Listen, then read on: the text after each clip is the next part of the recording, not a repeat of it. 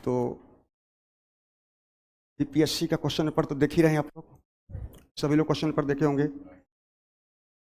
पहले वाला तो नहीं रह गया है, थोड़ा सा कंसेप्चुअल है, एनालिटिकल है, तो इसको ध्यान में रखना पड़ेगा। आज चूंकि मेरा पहला क्लास है और मेरे साथ आप लोगों का भी पहला ही क्लास होगा, तो हम एक दूसरे को जानना भी जरूरी है। 2 दिन मुझे लगता है बेसिक क्लास अगर हो जाए तो बहुत अच्छा हो जाएगा, क्योंकि अब आप लोग अगर संघ और परिसंघ महासंघ नहीं जानेंगे तो फिर राज्यसभा अपर हाउस है कि सेकंड हाउस है कैसे जानेंगे। कई बार आप लोग कहते हैं कि राज्यसभा अपर हाउस है, लोकसभा लोअर हाउस है, कई बार आप लोग कहते हैं राज्यसभा सेकंड हाउस है और लोकसभा फर्स्ट हाउस है। तो अपर और लोअर, सेकंड और फर्स्ट में भी तो अंतर होगा ना, नहीं होगा? कैसे हम लोग बोल रहे हैं? कुछ पीछे कारण तो होगा ना। कई बार आप लोग कहते हैं कि संसद एक गैर संप्रभु संस्था है, संसद एक गैर संप्रभु संस्था है। बीपीएससी में क्वेश्चन पूछा है, तो संप्रभु है कि गैर संप्रभु है, ये कैसे देखा जाए? तो इसके बारे में भी जानना जरूरी है। तो आज से हम लोग 2 दिन बेसिक क्लास शुरू करेंगे। इसके बाद आप लोगों के सिलेबस मैंने पूरा देख लिया।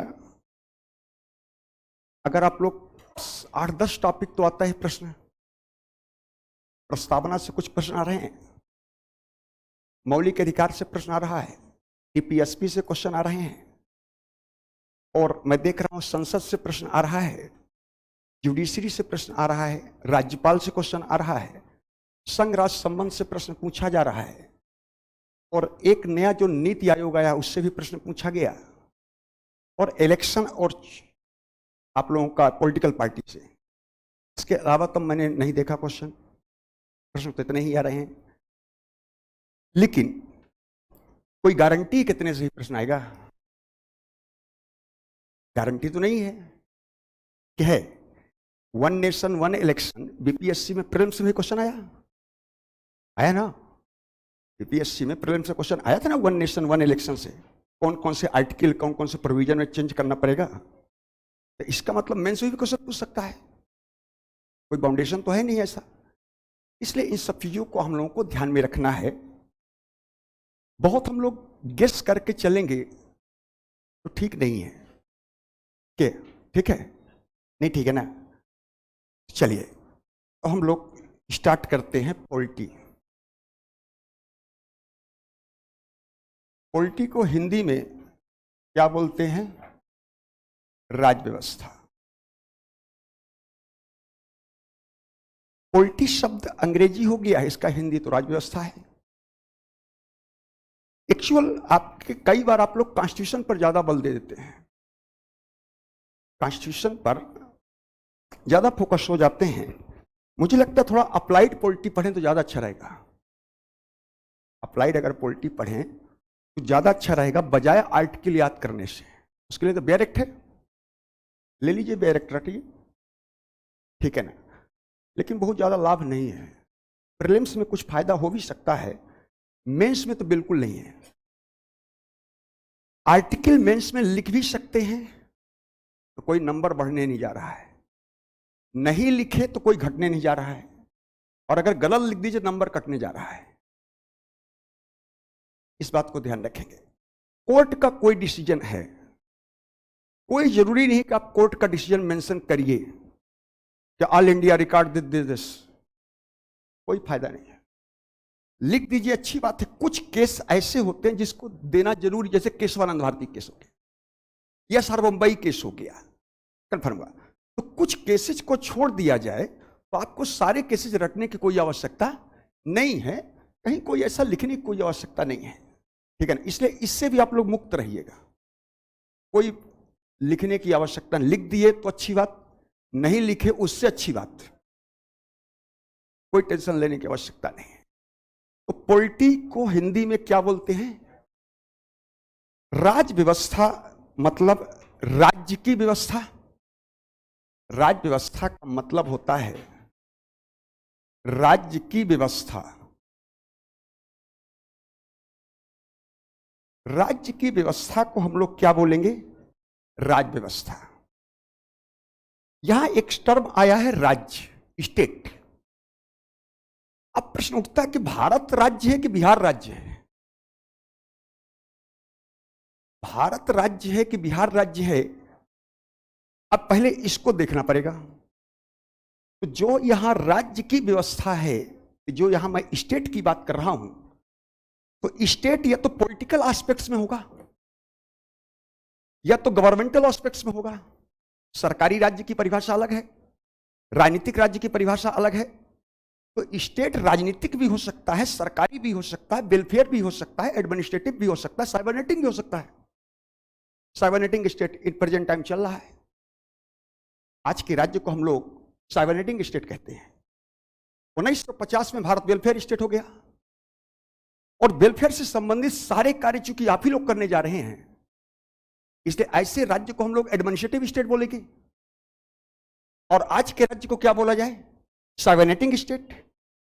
तो जो मैं अभी यहां राज्य की बात करने जा रहा हूं, ये तो मैं पॉलिटिकल एस्पेक्ट्स में बात करने जा रहा हूं। अभी मैं गवर्नमेंटल एस्पेक्ट्स की बात ही नहीं करने जा रहा हूं, क्योंकि आर्टिकल 12 मैं अभी नहीं बात कर रहा हूं। भारतीय संविधान के अनुच्छेद 12 में सरकारी राज्य की परिभाषा दी गई है। अभी हम लोग उसकी बात नहीं करने जा रहे हैं। यहां मैं राजनीतिक राज्य की बात करने जा रहा हूं, जिसको डिफाइन किया है एच.जे. लास्की ने। सभी लोग जानते हैं, मैं लिखाऊंगा, पहले समझेंगे आप लोग। तो जिस राज्य की बात कर रहे हैं वो राज्य कौन सा है? राजनीतिक। एच.जे. लास्की कहता है कि राज्य के 4 तत्व होते हैं: जनसंख्या, भूमि, सरकार और संप्रभुता। जहां 4 तत्व होते हैं, जनसंख्या, भूमि, सरकार और संप्रभुता, वही राज्य है। कन्फर्म हुआ? तो आप लोग सभी लोग जानते हैं कि भारत एक संप्रभु राज्य है। बिहार एक संप्रभु राज्य तो नहीं है। बिहार के आप निवासी हो सकते हैं, डोमिसाइल आपका बिहार का हो सकता है, लेकिन सिटीजनशिप तो आपका भारत का ना। हमारे आप सब में एक समानता है कि हम सब लोग भारत के नागरिक हैं। हमारे आप में असमानता हो सकता है कि मैं दिल्ली का हूं, आप बिहार के होंगे, कोई राजस्थान का, कोई मध्य प्रदेश का होगा। तो अधिवास अलग अलग हो सकते हैं, लेकिन नागरिकता तो हम सबकी एक ही है ना। तो क्या आप बिहार के नागरिक हैं? क्या बिहार के नागरिक तो नहीं है आप? आपका बिहार का डोमिसाइल है, अधिवास जरूर आपका बिहार का है, लेकिन नागरिकता बिहार की कहां है? कितने शब्द मिले हम लोगों को? 2 शब्द मिला ना, एक नागरिकता, एक अधिवास, 2 ही शब्द मिला है। इसीलिए संसद के 2 सदन हैं। संसद किसी लिए 2 सदन है, तीसरा है कोई सदन? 2 ही है ना। नागरिकता को रिप्रेजेंट करता है लोकसभा, अधिवास को रिप्रेजेंट करता है राज्यसभा। तीसरा कोई टर्म नहीं, तीसरा कोई सदन नहीं। कन्फर्म हुआ? नागरिकता मीन्स नेशनलिटी। हमारी राष्ट्रीय पहचान भारत की है और हमारी क्षेत्रीय पहचान बिहार का हो सकता है। इसलिए रीजनलिटी को रिप्रेजेंट करता है राज्यसभा, तो नेशनलिटी को रिप्रेजेंट करता है लोकसभा। तो आर्टिकल 1 में लिखा है भारत संघ है राज्यों का, तीसरा नहीं लिखा है ना, कि तीसरा में कुछ लिखा है। इसलिए संसद के 2 सदन हैं। संघ को रिप्रेजेंट करता है लोकसभा, तो राज्य को रिप्रेजेंट करता है राज्यसभा।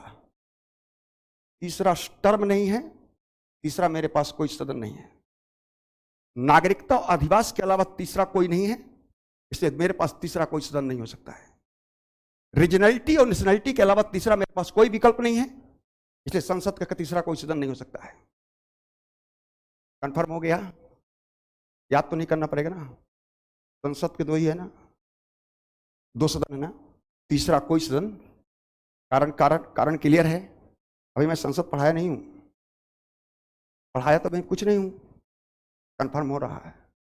तो अभी जो राज्य है हमारे यहां, जनसंख्या, भूमि, सरकार और संप्रभुता।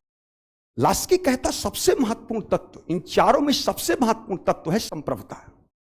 बिहार की जनसंख्या है, बिहार का एक निश्चित भूभाग है, बिहार में नीतीश सरकार काम कर रही है, लेकिन बिहार में एक चीज नहीं है, संप्रभुता नहीं है। इसका मतलब संप्रभु राज्य बिहार नहीं है।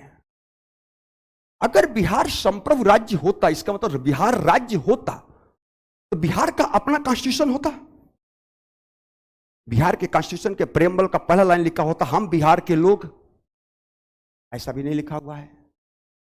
राज्यपाल जनता के द्वारा ना सही डायरेक्ट इनडायरेक्ट रूप से इलेक्टेड होता, तो बिहार भी गणराज्य होता। क्या बिहार गणराज्य है? नहीं है। बिहार का संविधान नहीं है, बिहार गणराज्य नहीं है, और हम बिहार के लोग भी कहीं नहीं लिखा हुआ है। इसका मतलब नागरिकता भी बिहार की नहीं है। इसलिए हमारे यहां राज्यपाल इलेक्टेड नहीं है। इसका मतलब राज्य कौन? भारत। भारत एक राज्य है, तो पॉलिटिकल एस्पेक्ट्स में भारत एक राज्य है। कोई राज्य भारत का राज्य नहीं है पॉलिटिकल एस्पेक्ट्स में। उसको आप लोग राज्य क्षेत्र बोलेंगे। क्या बोलेंगे? राज्य क्षेत्र। क्यों? क्योंकि अधिवास आपका बिहार का है, डिमिसाइल बिहार का है, और डिमिसाइल रीजनलिटी को शो करता है, और नागरिकता नेशनलिटी को शो करता है। हमारी राष्ट्रीय पहचान तो भारत की है, लेकिन हमारी क्षेत्रीय पहचान क्या है? बिहार की है। इसलिए राज्य क्षेत्र बोलेंगे। कंफर्म हुआ? और उस क्षेत्र के लोगों के साथ हमारा इमोशनल अटैचमेंट है। क्या है? भावनात्मक लगाव है। उस धरती के साथ मेरा भावनात्मक लगाव है, क्योंकि जो भी जिस क्षेत्र का होगा, उस क्षेत्र के साथ उसका भावनात्मक लगाव, इमोशनल अटैचमेंट होना भी स्वाभाविक है। इसलिए कई बार आप लोग कहते हैं सर आप विभेद कर गए, होना स्वाभाविक है। लाख कोशिश कर लो, होना स्वाभाविक है। क्योंकि उस क्षेत्र के लोगों के साथ मेरा कैसा संबंध होगा? इमोशनल। क्योंकि मैं रीजनलिटी की बात किया हूं। रीजनलिटी, क्षेत्रीयता, और जहां क्षेत्रीयता होती है वहां इमोशन होना, और जहां इमोशन होगा वहां विभेद होना भी स्वाभाविक है। इसलिए कभी यह मत कहा करें कि हम विभेद नहीं करेंगे। मां की कसम, कोई फायदा नहीं है। बिल्कुल गलत बात है। मैं ये नहीं कह रहा हूं, बिल्कुल गलत बात है, लेकिन होना स्वाभाविक है। मैंने ये बोला हूं, करना तो नहीं चाहिए, इसलिए मैं बोला कसम मत खाना। बेफालतू मां कसम खा लो। होना स्वाभाविक है, क्योंकि उस क्या है? इमोशन। और जहां इमोशन होगा वहां विभेद होना स्वाभाविक है। इसलिए हमारे संविधान में लिखा तो है कि जाति के साथ भेद नहीं करना चाहिए, धर्म के साथ भेद नहीं करना चाहिए, क्षेत्र के साथ भेद नहीं करना चाहिए, लिखा ना। वर्ण के साथ भेद नहीं कर, लेकिन प्रैक्टिकल बताओ क्या होता है कि नहीं होता है? थ्योरेटिकल कुछ भी लिखा हो, लेकिन प्रैक्टिकल में होना अनिवार्य नहीं बोल रहा हूं, स्वाभाविक है, ह्यूमन नेचर है। क्योंकि जिनके साथ मेरा भावनात्मक संबंध होता है, या जिन लोगों के साथ या जिन क्षेत्र के लोगों के साथ इमोशनल अटैचमेंट होगा, वहां विभेद होना भी स्वाभाविक है। मैं ये नहीं बोला हूं कि अनिवार्य है, मैंने बोला हूं कि स्वाभाविक है।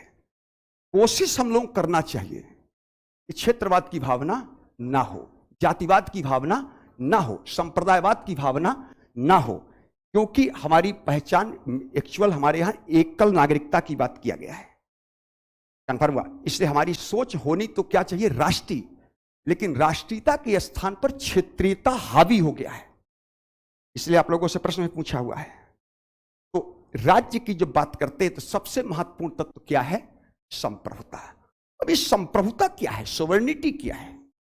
संप्रभुता कुछ नहीं है। बोलो डिसीजन, निर्णयन की क्षमता को संप्रभुता कहते हैं। निर्णयन की क्षमता को संप्रभुता कहते हैं। तो अगर आपको निर्णय लेने का अधिकार है तो बोलो आप संप्रभु हैं। अगर आपके पास सेल्फ डिसीजन पावर नहीं है, इस बात का सोवर्निटी लिख देने से थोड़ी होता है।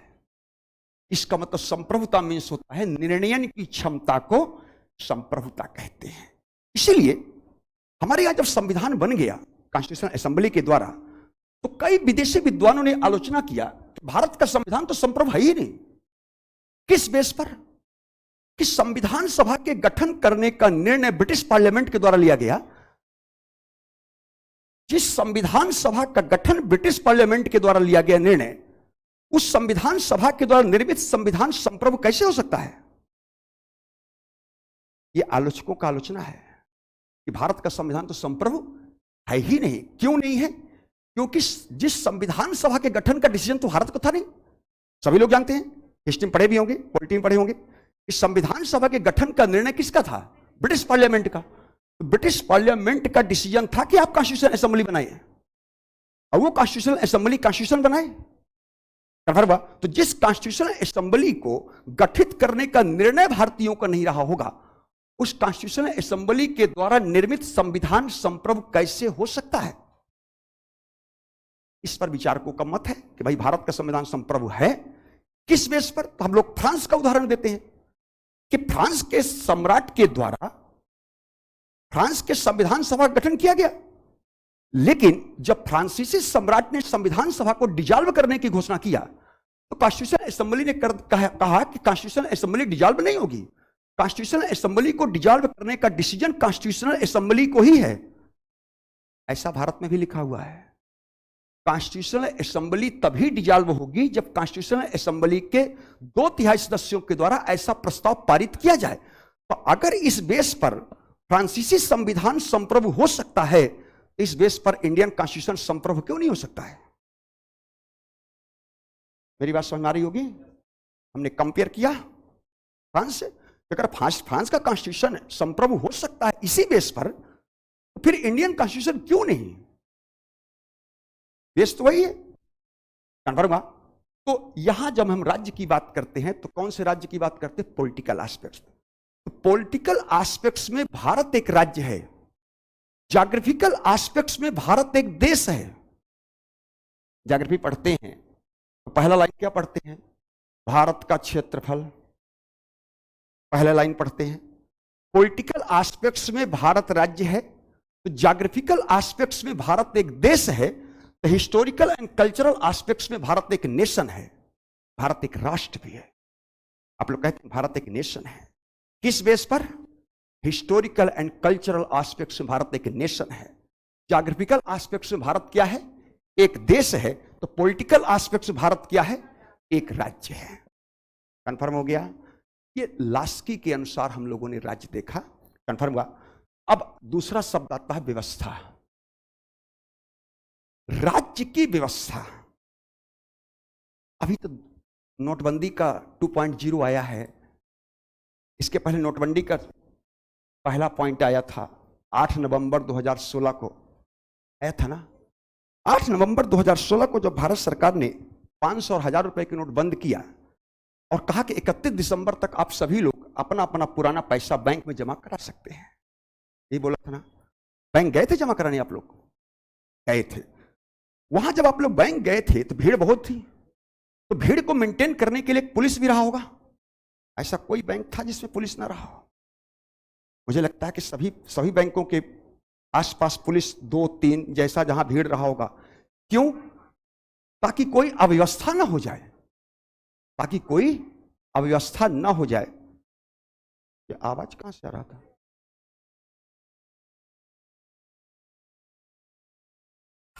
ये कंफर्म हुआ? इसका मतलब है कि किसी भी राज्य की व्यवस्था को संचालित करने के लिए 2 तत्व का होना बहुत आवश्यक है। एक, कोई रूल एंड रेगुलेशन होगा। बिना रूल एंड रेगुलेशन के देश नहीं चल सकता है। और उस रूल एंड रेगुलेशन को मेंटेन करने के लिए कोई ना कोई मैकेनिज्म, मशीनरी का होना भी आवश्यक है। 2 तत्व चाहिए। तो किसी भी राज्य की व्यवस्था को संचालित करने के लिए 2 तत्वों का होना आवश्यक है। पहला, कि उसके लिए कोई ना कोई रूल एंड रेगुलेशन होगा।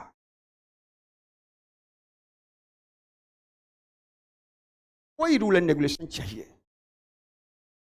अब इस रूल एंड रेगुलेशन को मेंटेन करने के लिए एक मैकेनिज्म भी चाहिए। बिना मैकेनिज्म के कैसे चल सकता है? उसको मेंटेन करने के लिए कोई ना कोई मैकेनिज्म चाहिए। क्लियर हुआ? किसी भी राज्य की व्यवस्था को संचालित करने के लिए एक रूल एंड रेगुलेशन का होना अनिवार्य है, और उस रूल एंड रेगुलेशन को मेंटेन करने के लिए एक मैकेनिज्म का होना अनिवार्य है। तो इसी रूल एंड रेगुलेशन को हम लोग संविधान कहते हैं। कंफर्म हो गया?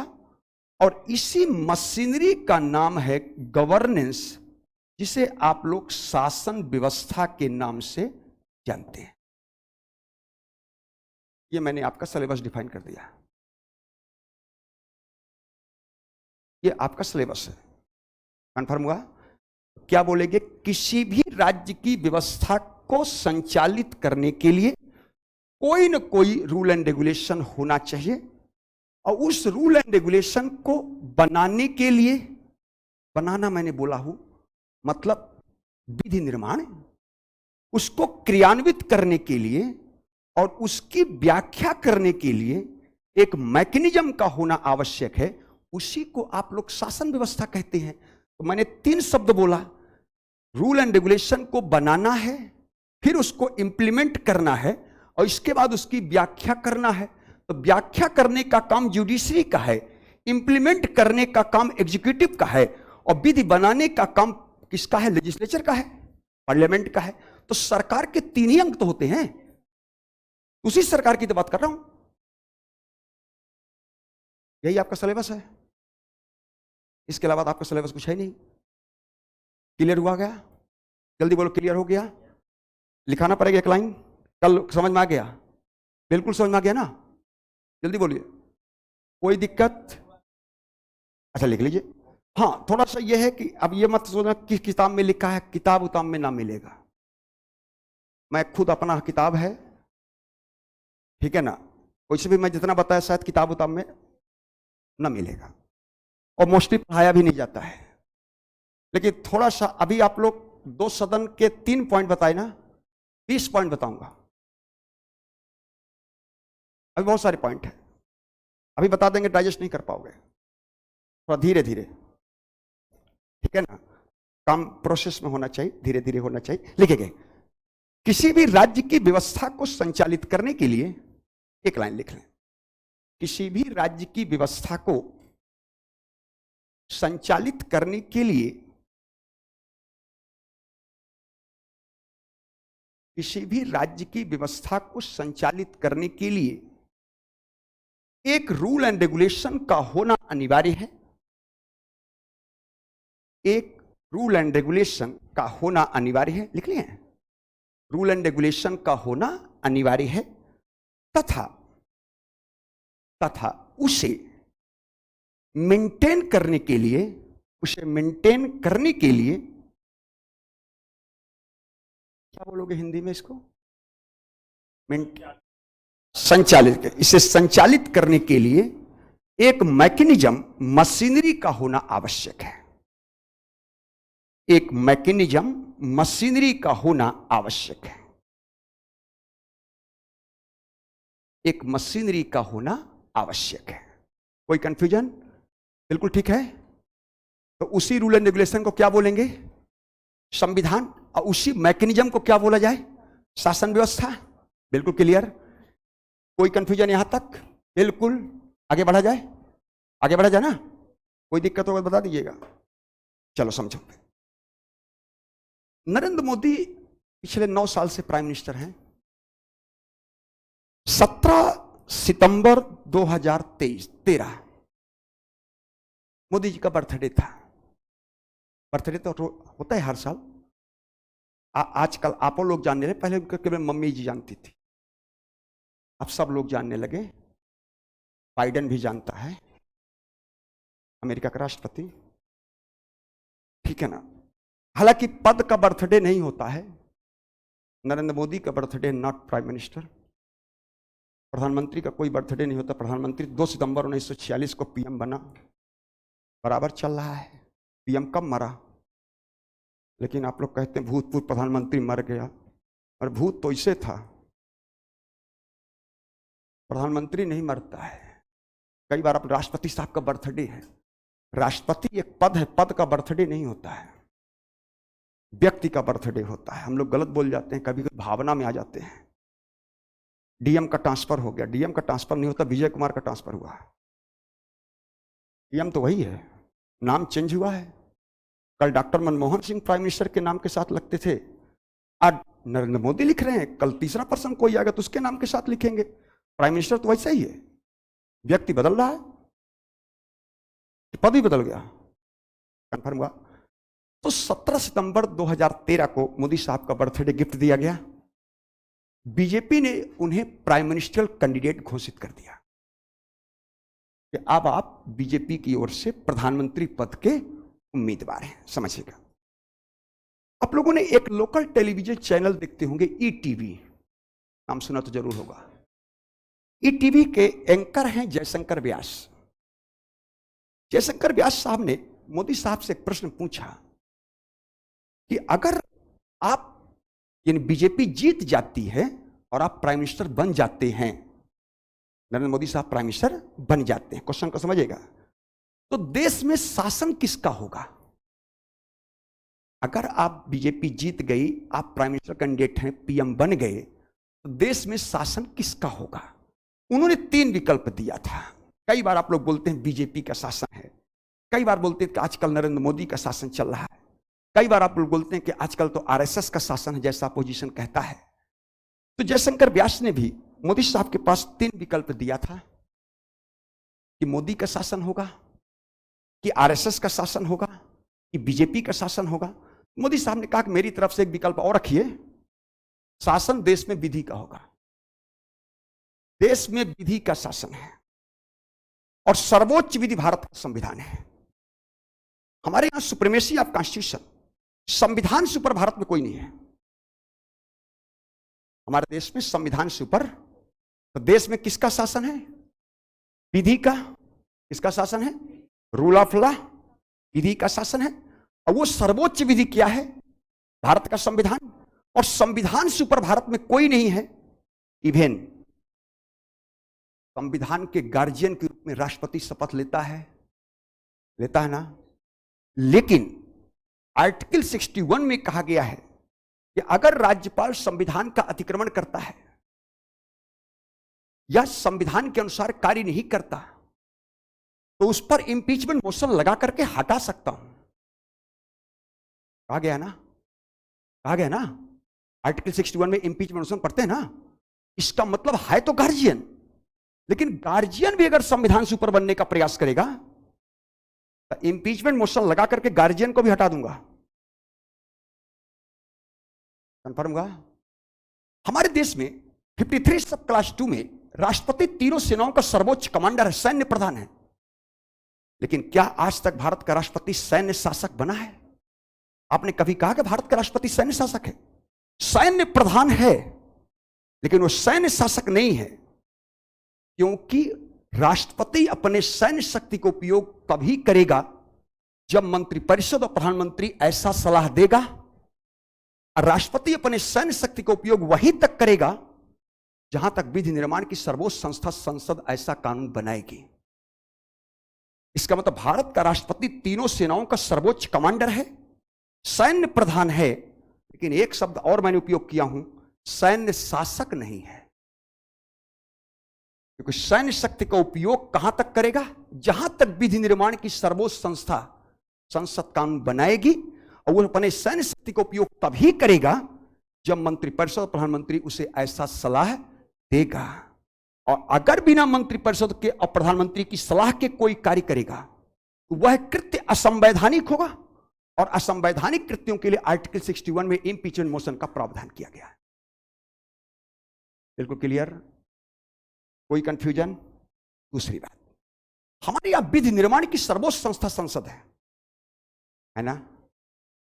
संसद विधि निर्माण की सर्वोच्च संस्था है, लेकिन संसद कोई ऐसा कानून नहीं बना सकती है जो नागरिकों के मौलिक अधिकारों को छीनता हो, सीमित करता हो, समाप्त करता हो।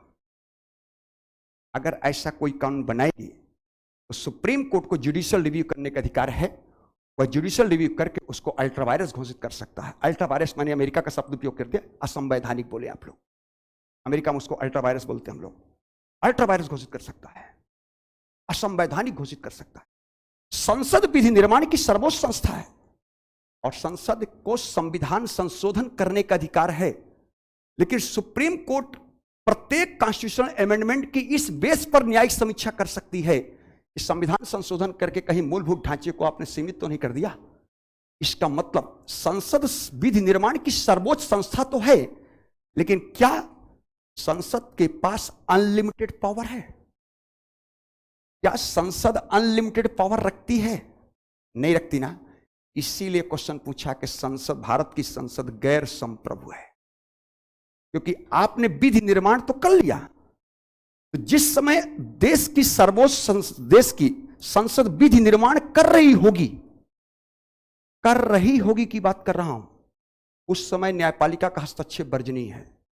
लेकिन जैसे वो विधि बन गया, आर्टिकल 13 सब क्लास 3 सब क्लास 1 में विधि की परिभाषा में आ गया, उस समय उसका जुडिशियल रिव्यू किया जा सकता है। कंफर्म हुआ? इसका मतलब हमारे यहां संसद विधि निर्माण की सर्वोच्च संस्था तो है, लेकिन संसद के पास भी अनलिमिटेड पावर नहीं है। तीसरी बात, भारतीय संविधान का सारांश क्या है? न्याय।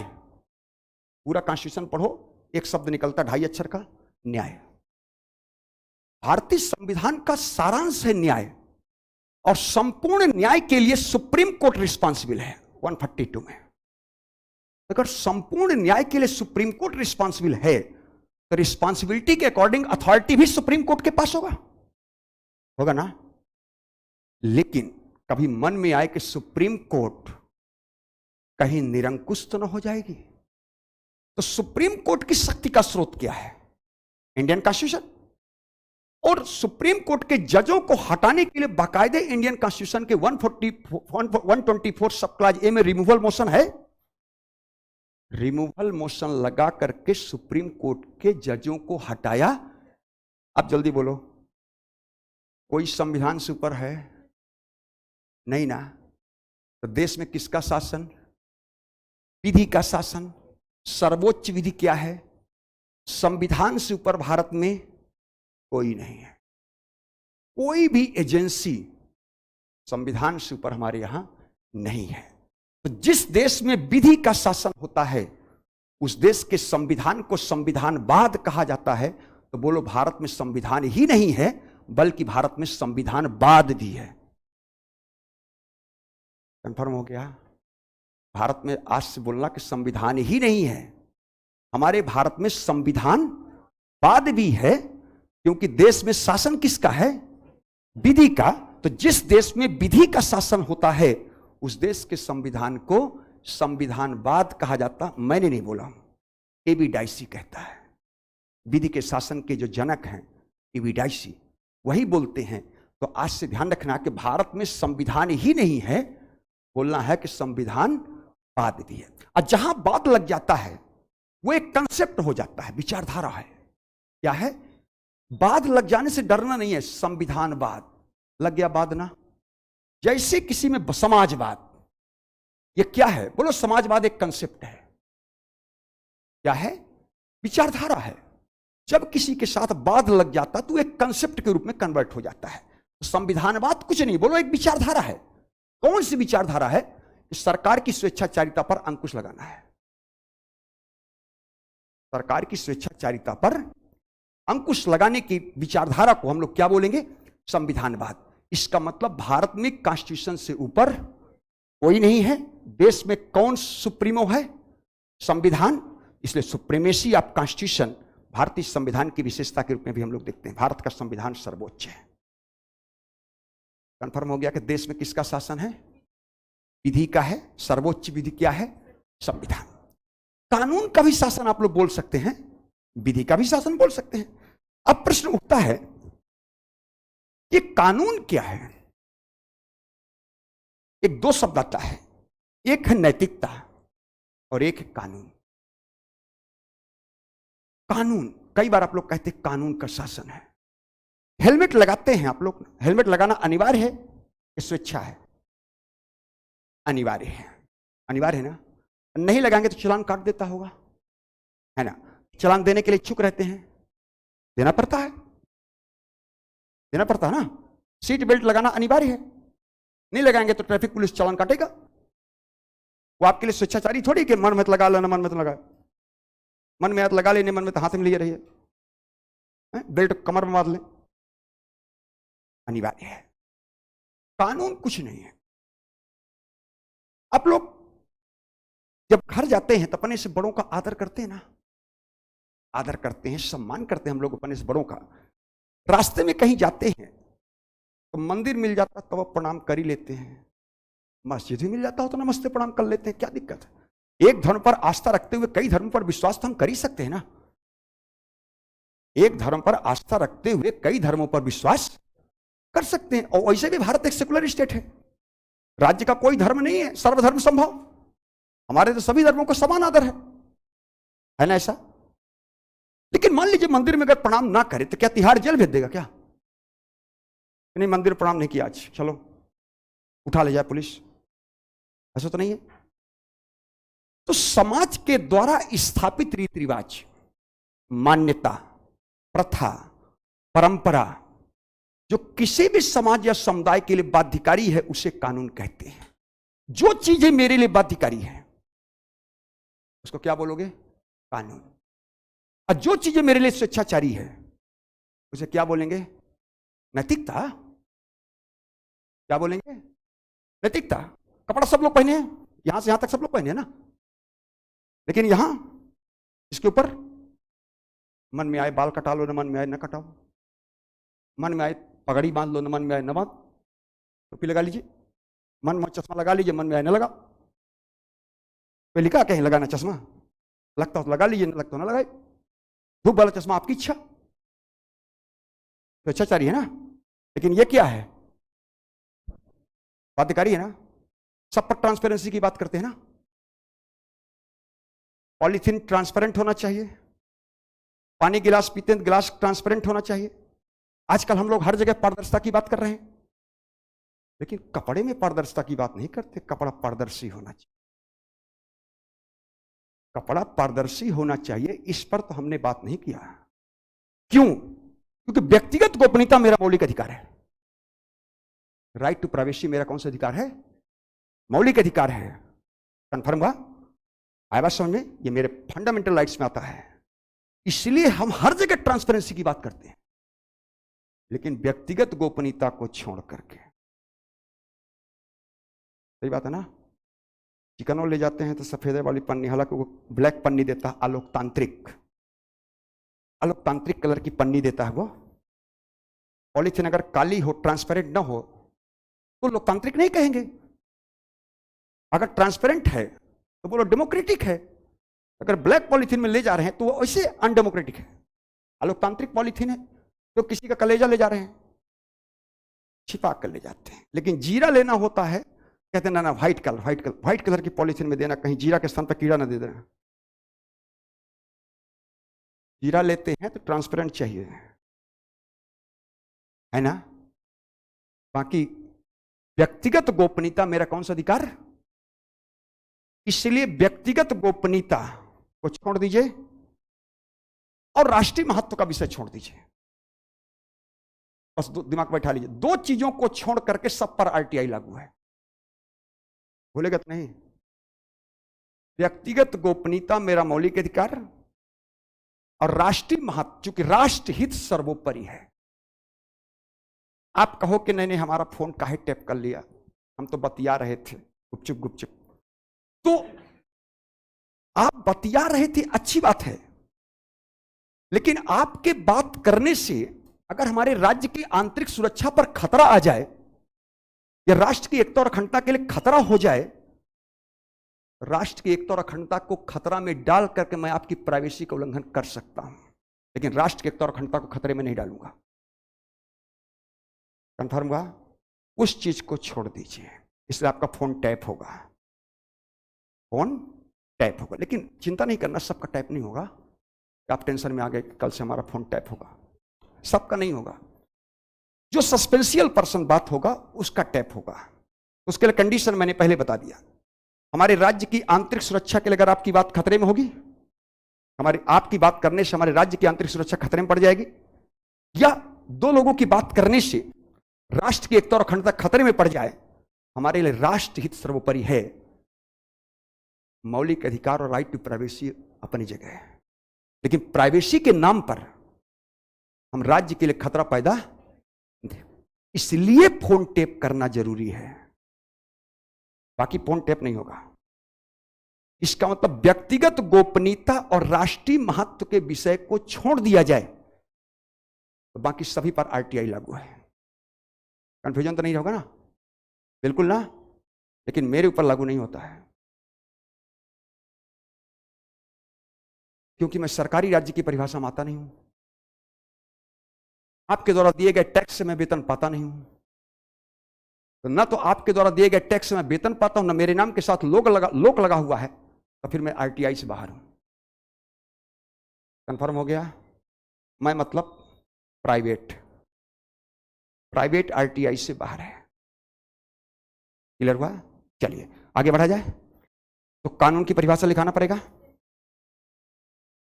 आप लोग सोचोगे कि 3 तलाक प्रथा था ना, दिमाग लगाना है, इसलिए मैंने बिल्कुल जीरो पर ला दिया हूं आपको, मैं शून्य पर आपको ला दिया हूं। समाज के द्वारा स्थापित रीति रिवाज, मान्यता, प्रथा, परंपरा जो किसी भी समाज या समुदाय के लिए बाध्यकारी है, उसे कानून बोला गया ना। इसका मतलब मुस्लिम समुदाय में 3 तलाक प्रथा उनके लिए बाध्यकारी था ना। अगर वो बाध्यकारी रहा होगा तो फिर कानून हो गया। अगर वो कानून हो गया तो देश में शासन कानून का है, तो विधि की व्याख्या करने वाली सर्वोच्च संस्था सुप्रीम कोर्ट उसको जुडिशियल रिव्यू करके अल्ट्रा वायरस घोषित किया ना। समझ में आया? बिल्कुल। दहेज प्रथा था ना, सती प्रथा लिखते थे ना। इसका मतलब कि प्रथा, परंपरा, रीति रिवाज, मान्यता जो मेरे लिए क्या हो वही कानून है। कानून क्या है? बोलो, कानून एक बाध्यकारी नियमन है। अनैतिकता क्या है? स्वेच्छाचारी। स्वेच्छाचारिता को नैतिकता कहते हैं, तो बाध्यकारिता को कानून कहते हैं। चुनाव में वोट डाले हैं ना, वोटिंग राइट्स का उपयोग किए हैं, तो वोटिंग राइट्स है कि अपॉर्चुनिटी है? अगर राइट्स होता तो मैं तो उपयोग नहीं कर रहा हूं, और हमारे ऊपर कोई चैलेंज भी नहीं कर रहा, मैं उपयोग नहीं करता हूं। वोटिंग राइट्स नहीं है, लिखा हुआ है मत का अधिकार आपको है। अधिकार नहीं है, वो एक अवसर है, अपॉर्चुनिटी है। तो आप लोग वोट डाले हैं, वोट डाले हैं ना, तो आपने मतदान किया है। दान किसका किया है? मत को अंग्रेजी में ओपिनियन कहते हैं, और ओपिनियन को हिंदी में विचार कहते हैं। कंफर्म हुआ? तो विधि निर्माण की सर्वोच्च संस्था संसद है। संसद क्या है? तो बोलो, हिंदुस्तान की जनता की अभिव्यक्ति का प्रतीक है। आपने उस पर अपना मत व्यक्त किया है, आप ही ने तो वोट डाले हैं ना, कि नहीं डाले हैं? आपने अपना ओपिनियन दिया, आपने अपना विचार दिया, तो आपके विचारों की अभिव्यक्ति का प्रतीक है तो संसद। फिर जिस पर आपने अपना ओपिनियन दे दिया है, विचार व्यक्त कर दिया है, अगर वो संस्था कोई कानून बनाएगी तो फिर वो आपके लिए स्वेच्छाचारी नहीं होगा, फिर वो आपके लिए बाध्यकारी होगा। कंफर्म हुआ? तो संसद केवल ये बताना कि विधि निर्माण की सर्वोच्च संस्था है, ये तो कक्षा 6 में एनसीईआरटी में ही पढ़े होंगे। और आप लोग बिहार स्टेट के टॉप मोस्ट ब्यूरोक्रेट जो एसडीएम का पद होता उसके लिए तैयारी कर रहे हैं ना, तो थोड़ा सा अपनी डिग्निटी को भी ध्यान रखना है कि हम लोग किसके लिए तैयारी कर रहे हैं। आईएएस बनेंगे तो डीएम से लेकर कैबिनेट सेक्रेटरी तक का पद खाली है ना, तो देश का कैबिनेट सेक्रेटरी से बड़ी तो कोई पोस्ट है नहीं, प्रांतीय सेवाओं में एसडीएम से बड़ी कोई पोस्ट है नहीं। जब सबसे बड़ी राज्य की सेवा के लिए आप जा रहे हैं तो थोड़ा सोच को भी तो आगे लाना पड़ेगा ना। तो संसद केवल विधि निर्माण की सर्वोच्च संस्था ही नहीं है, बल्कि वो हिंदुस्तान की जनता की अभिव्यक्ति का प्रतीक भी है। और हिंदुस्तान की जनता की अभिव्यक्ति का प्रतीक ही नहीं है, कुछ और भी है। जब चुनाव होता है तो प्रत्येक पॉलिटिकल पार्टी अपना पॉलिटिकल मैनिफेस्टो लाता है ना। जिस पॉलिटिकल पार्टी का पॉलिटिकल मैनिफेस्टो आपके हितों के अनुकूल नजर आता है, उसी पॉलिटिकल पार्टी को वोट देते हैं ना। कर्नाटका में कांग्रेस ने कहा बेरोजगारों को 3,000 रुपए पर मंथ देंगे ना, तो बेरोजगारी बढ़ेगी, 100 रुपए रोज पा रहे हैं, चाय पानी सिगरेट का पा ही रहे हैं, क्या करना है? एक बेरोजगार को चाहिए क्या? चाय पिएगा तो 3 बार 8-10 सिगरेट पिएगा, थोड़ा सा तला बोला खाएगा, गुटखा उटका खाएगा और क्या चाहेगा? इससे ज्यादा एक बेरोजगार क्या अपेक्षा करेगा? 2-3 दिन नहीं खाएगा तो चिकन खा लिया, है ना? इसीलिए जब रिजर्वेशन पढ़ाऊंगा तो रिजर्वेशन का उद्देश्य वेलफेयर नहीं होना चाहिए, रिजर्वेशन का उद्देश्य सशक्तिकरण होना चाहिए। रिजर्वेशन का उद्देश्य वेलफेयर हमारे यहां, हम आपके कल्याण के लिए रिजर्वेशन दे रहा हूं, जब तक श्वास है तब तक आरक्षण दूंगा। इसका तो उनकी सांस निकल जाएगी, साथ ही साथ आरक्षण वालों को भी सांस निकल जाएगी, क्योंकि उनका कभी सशक्तिकरण होगा भी नहीं। बुरा मत मानिएगा मेरी बात को, मैं लिखाऊंगा यहां। रिजर्वेशन का उद्देश्य कल्याण नहीं होना चाहिए कि मैं आपका कल्याण कर रहा हूं। रिजर्वेशन का उद्देश्य सशक्तिकरण होना चाहिए कि मैं आपको उसके माध्यम से सशक्त बना दूं कि समाज की मुख्य धारा में आ जाए। मेन उद्देश्य तो हमारा क्या होना चाहिए कि हम आपको समाज की मुख्य धारा में ला दें कि कल रिजर्वेशन की आवश्यकता ना पड़े। और हमारे यहां रिजर्वेशन, जो हम वर्टिकल की बात करते हैं, पीढ़ी दर पीढ़ी रिजर्वेशन देते जा रहे हैं। इसका मतलब रिजर्वेशन पीढ़ी दर पीढ़ी ना हो करके एक पीढ़ी को दीजिए ना। अगर एक पीढ़ी रिजर्वेशन पा गया तो शैक्षणिक और आर्थिक दृष्टि से मजबूत हो गया, सामाजिक दृष्टि से मजबूत हो गया। अब उसको रिजर्वेशन किस बात का?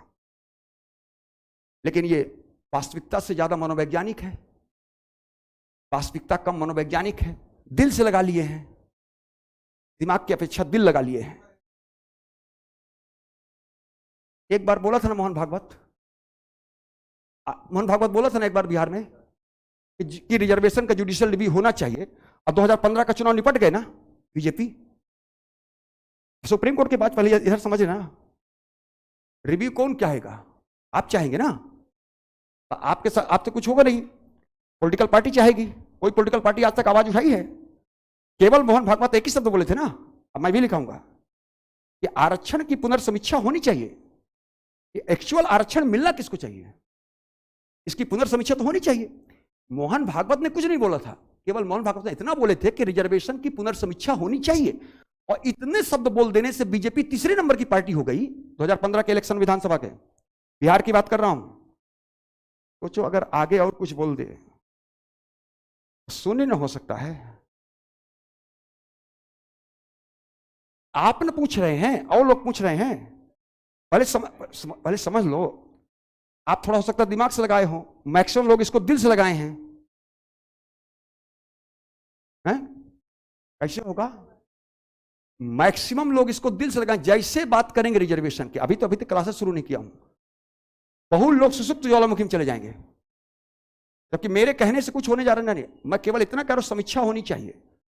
किसको रिजर्वेशन मिलना चाहिए, किसको नहीं मिलना चाहिए, केवल इसकी समीक्षा होनी चाहिए। रिजर्वेशन समाप्त करने की बात नहीं, सोशल जस्टिस का बहुत बड़ा माध्यम है। रिजर्वेशन किसको मिलना चाहिए? जो वास्तव में रिजर्वेशन की योग्य उसको मिलना चाहिए। कन्फर्म बात। एक ही जात के अंदर अखिलेश यादव और एक यादव दूधो बेचता होगा, और दोनों का कास्ट एक ही है ना, और रिजर्वेशन का आधार कास्ट है ना। तो जो दूध बेचने वाला यादव है, अखिलेश यादव के यहां जाकर के अंदर घुस सकता है, चेयर में बैठ सकता है,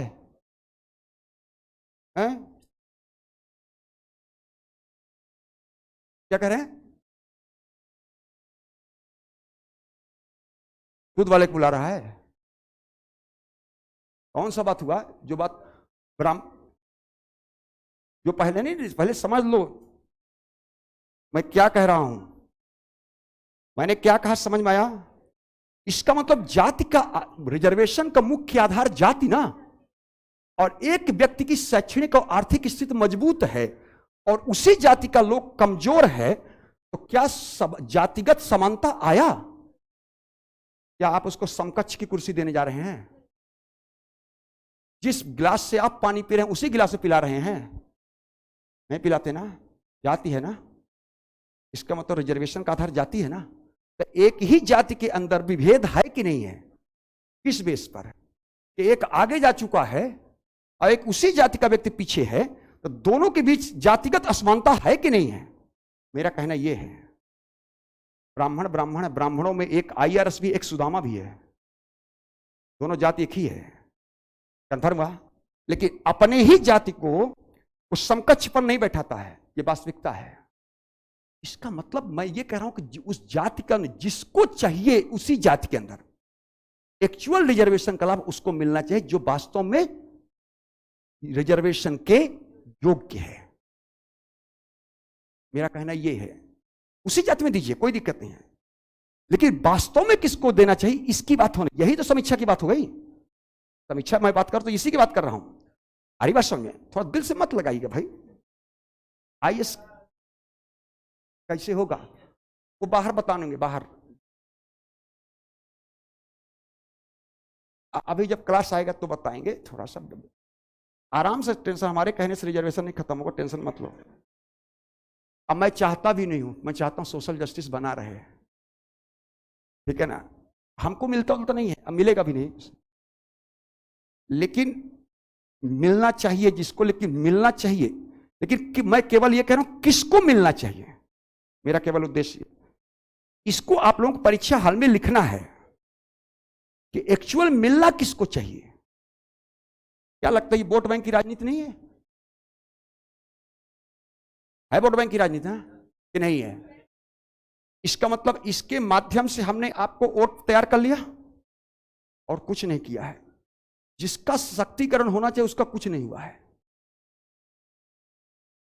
कंफर्म हुआ? तो चलिए अभी मुद्दा आएगा। हम कहां थे, लिखिएगा कानून। अभी छोटे छोटे शब्द लिखा रहा हूं, बस मैं 2 दिन की। हाँ,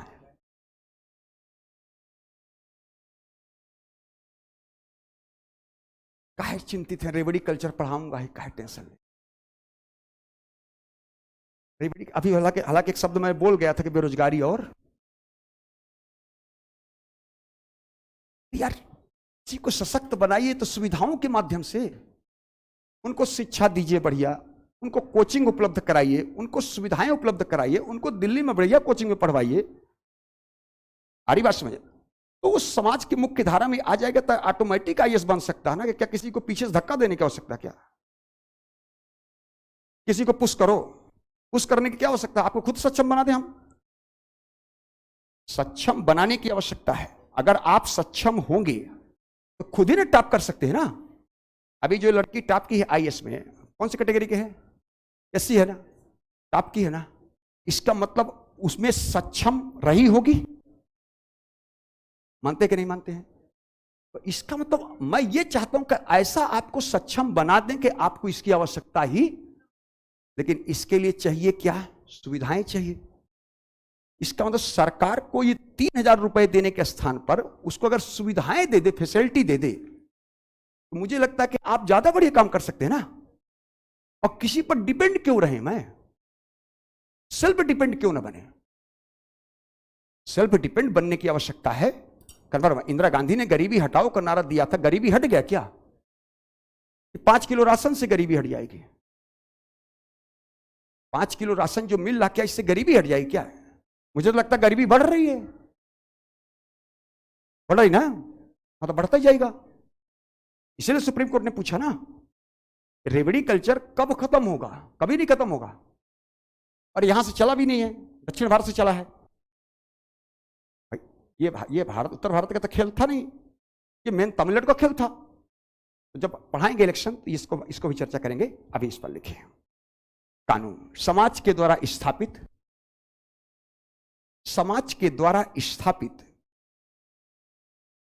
रीति रिवाज, मान्यता, कहां लगाते चलेगा, समाज के द्वारा स्थापित रीति रिवाज, मान्यता, प्रथा एवं परंपरा,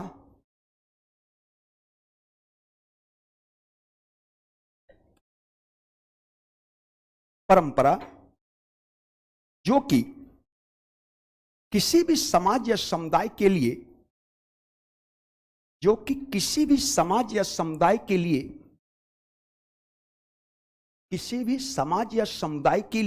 बाध्यकारी हो। अंडरलाइन कर लीजिएगा, बाध्यकारी।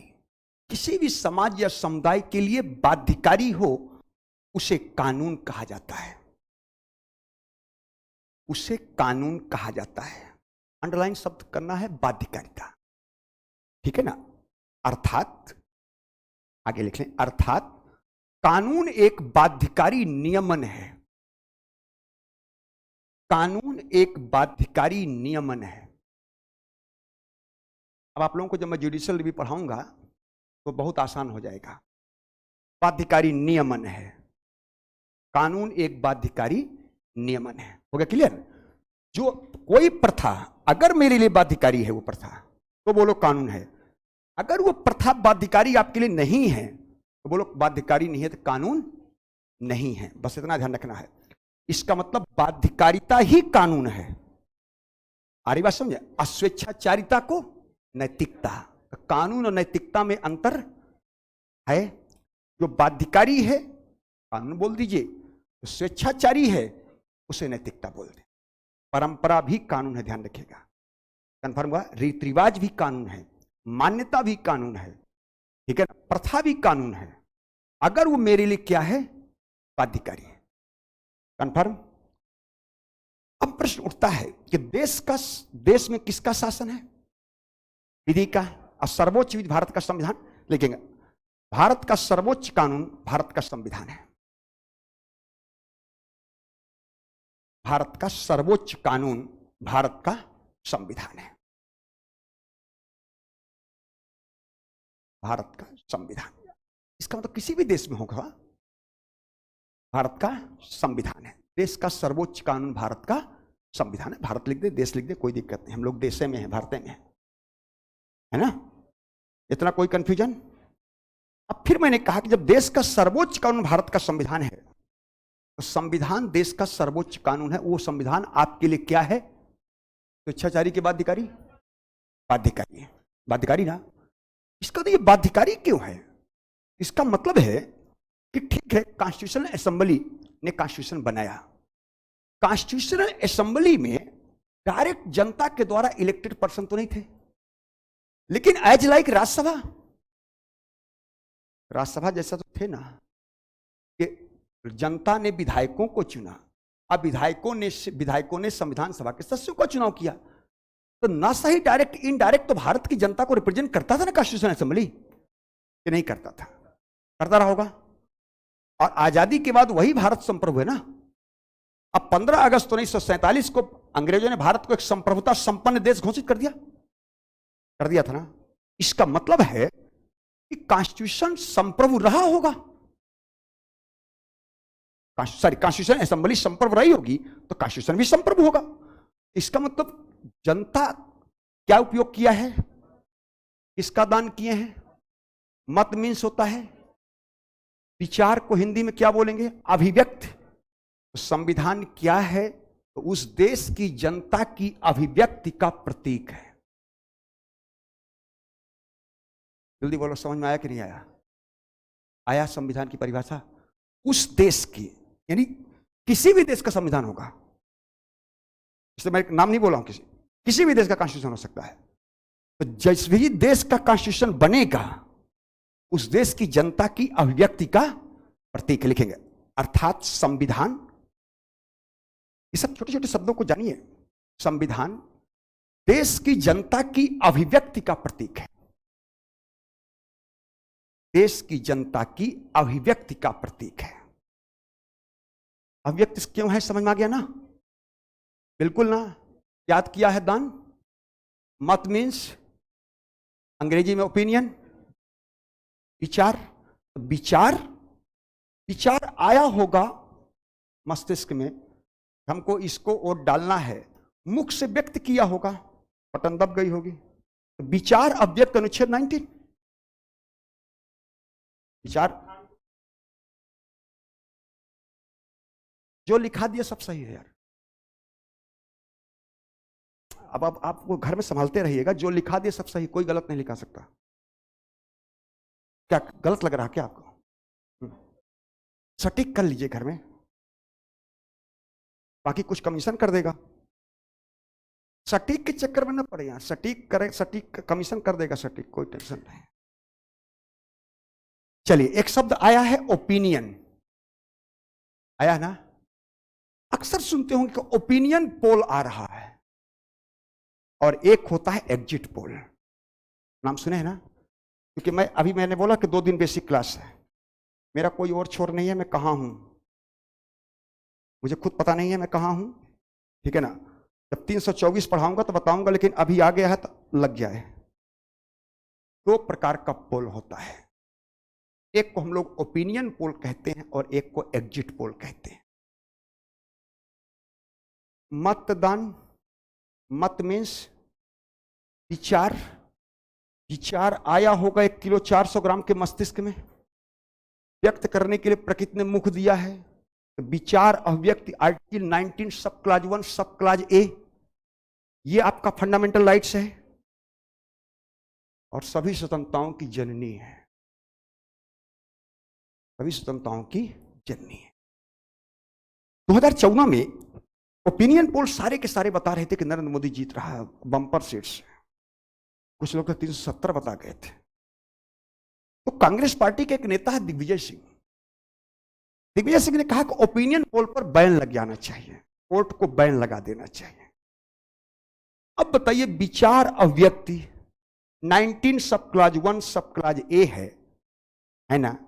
अब मौलिक अधिकारों का संरक्षक सुप्रीम कोर्ट है, तो अगर आपके विचारों पर कोई बैन लगाएगा तो सिचुएशन को ध्यान में रखकर युक्त युक्ति निर्बंधन, समय परिस्थिति एवं दशाओं को ध्यान में रखकर विचार व्यक्ति आजादी को छीन सकता हूं। कौन सा सिचुएशन है कि मेरे ओपिनियन पोल पर बैन लगा दोगे? सिचुएशन का नाम बताइए क्या है? क्या देश में 352 लगा? क्या 352 में युद्ध एवं बाह्य आक्रमण के कारण, तब मैं 19 को निलंबित कर सकता हूं। बाकी अगर सशस्त्र विद्रोह के नाम पर राष्ट्रीय आपातकाल लगा है तो 19 निलंबित नहीं होता है। कौन सी सिचुएशन आपके साथ है? चुनाव से पहले जो मैं आपसे पूछता हूं कि आप किस पार्टी को वोट दे रहे हैं, तो चुनाव से पहले जो पोल होता है उसे ओपिनियन पोल कहते हैं। अब आप वोट डालकर के बाहर निकल रहे हैं, तो मैंने पूछा कि आपने किसको वोट डाला, तो जो मैं वोट डालने के बाद आपसे पूछा कि आपने किसको वोट डाला, उसे हम लोग एग्जिट पोल कहते हैं। हो गया क्लियर? चुनाव से पहले जो पोल होता है, मैं आपसे पूछा या आपसे किसी ने पूछा, उसको क्या बोलेंगे? और चुनाव के बाद आप वोट डालकर बाहर निकल रहे हैं, अब फिर मीडिया वाले पूछते हैं आपसे कि आपने किसको वोट डाला, उसको क्या बोला जाए? Exit poll. कंफर्म हुआ? लेकिन कोई भी पोल सामान्यतः बहुत सही नहीं होता, इसलिए यहां पर क्रिटिकल इंसिडेंस थ्योरी काम करती है। क्रिटिकल इंसिडेंस थ्योरी काम करती है। आपने से मैंने पूछा कि आपने किसको वोट डाला, आपने बताया कि मैंने इसको वोट डाला, 100% श्योर मानू कि क्या 100% श्योर मानू कि आपने दिया उसको? नहीं माने ना? कैसे? इसलिए पोल क्या हो जाते हैं? कुछ गलत हो जाते हैं।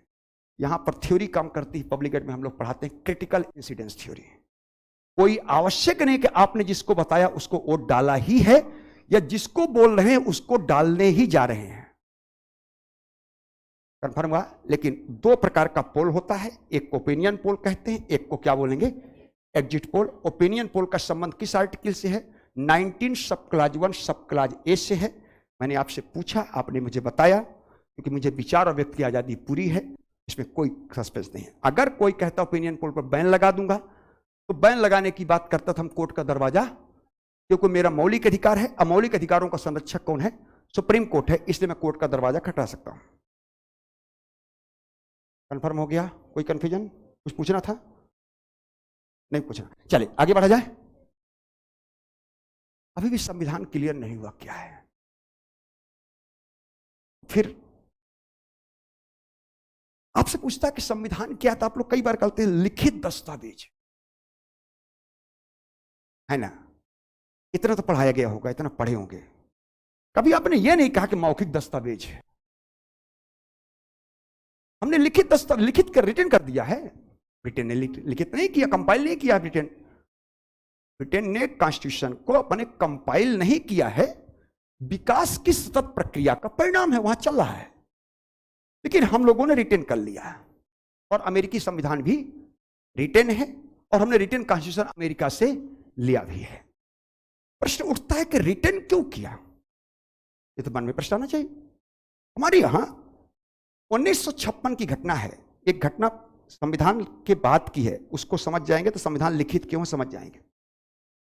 LIC का हमारे यहां राष्ट्रीयकरण किया गया 1956 में। LIC का राष्ट्रीयकरण किया गया। जब LIC का राष्ट्रीयकरण किया गया, उस समय देश के वित्त मंत्री TT कृष्णमाचारी थे और देश के वित्त सचिव HM पटेल थे। एच.एम. पटेल देश के फाइनेंस सेक्रेटरी थे और टी.टी. कृष्णाचारी साहब देश के क्या थे? वित्त मंत्री थे। हमारे यहां पार्लियामेंट्री सिस्टम है। कौन सा सिस्टम है? और अगर कोई आपसे पूछे कि पार्लियामेंट्री सिस्टम का आधार क्या है, एक लाइन में बोलो, बोलो मिनिस्ट्रियल रिस्पांसिबिलिटी। पार्लियामेंट्री सिस्टम का आधार क्या है? बोलो मिनिस्ट्रियल रिस्पांसिबिलिटी। मंत्रिमंडलीय उत्तरदायित्व का सिद्धांत पार्लियामेंट्री सिस्टम का मूल बेस है। इसका मतलब आप लोग बनने जा रहे हैं ब्यूरोक्रेट्स, लेकिन आप पर्दे के पीछे काम करेंगे। पर्दे के बाहर मंत्री जी रहेंगे और पर्दे के अंदर सारा काम आप करेंगे। और जो आपने कार्य किया उसका रिजल्ट प्लस आए या माइनस, उसकी सारी रिस्पांसिबिलिटी पर्दे के बाहर मंत्री जी लेंगे। अच्छा काम किया तो श्रेय मंत्री जी को मिलना है। आपने कोई गलत काम कर दिया तो मंत्री जी पर गाज गिरना है। जब वित्तीय अनियमितता पाई गई तो मिनिस्ट्रियल रिस्पांसिबिलिटी लेते हुए मंत्री को रिजाइन करना चाहिए, यही कहता है। और मंत्री सचिव के बीच का संबंध पति पत्नी का है। किसका है? पति पत्नी का। और जब मैंने बोला पति पत्नी का संबंध है मंत्री सचिव के बीच, तो क्या पति पत्नी में कम्युनिकेशन रिटेन होता है? कागज में लिख के दे दे चाय देना, वो भी कागज में लिख के दे दी, ले ले चाय रखा हुआ है। कागज में लिख के दे दो कि सुबह 5 बजे जगा देना हमें, तो कागज में लिख के रखा कि 5 बज गए जग जा, तो होगा नहीं। पति पत्नी के बीच संबंध कैसा है? इनफॉर्मल। और जहां इनफॉर्मल होता है वहां रिलेशन इमोशनल होता है। इनफॉर्मल है तो कम्युनिकेशन ओरल होगा। दिमाग लगाइएगा, इसका मतलब मंत्री सचिव में भी कम्युनिकेशन ओरल होता होगा। और जो कम्युनिकेशन होता है पति पत्नी में, वो कम्युनिकेशन किसी को बताया नहीं जाता, इसका मतलब गोपनीय रखा जाता है। इसका मतलब मंत्री सचिव में जो कम्युनिकेशन होता होगा गोपनीय रखा जाएगा। मिनिस्ट्रियल रिस्पांसिबिलिटी लेते हुए रिजाइन करना चाहिए था, पार्लियामेंट्री सिस्टम का बेस है। टी.टी. कृष्णाचारी ने कहा कि मैं तो रिजाइन नहीं करूंगा। बोले क्यों? बोले सचिव ने मुझे बताया नहीं, सचिव ने मुझे इन्फॉर्म नहीं किया था। मंत्री बोला, सचिव बोला मैं आपको इन्फॉर्म किया। बोले कब इन्फॉर्म किए? बोले कान में बताए थे। कान में बताए थे? बोले हमारा कान सुना नहीं। मंत्री बोला मेरा कान सुना नहीं। मैंने कान में बताया, मंत्री बोला मेरा कान सुना नहीं। अब इसका कान सुना कि नहीं सुना, इसके लिए 2 कमेटी गठित हो गए भारत सरकार की। एक विवियन बोस कमेटी और एक एम.सी. छागला कमेटी गठित हो गई। इसका कान सुना कि नहीं सुना।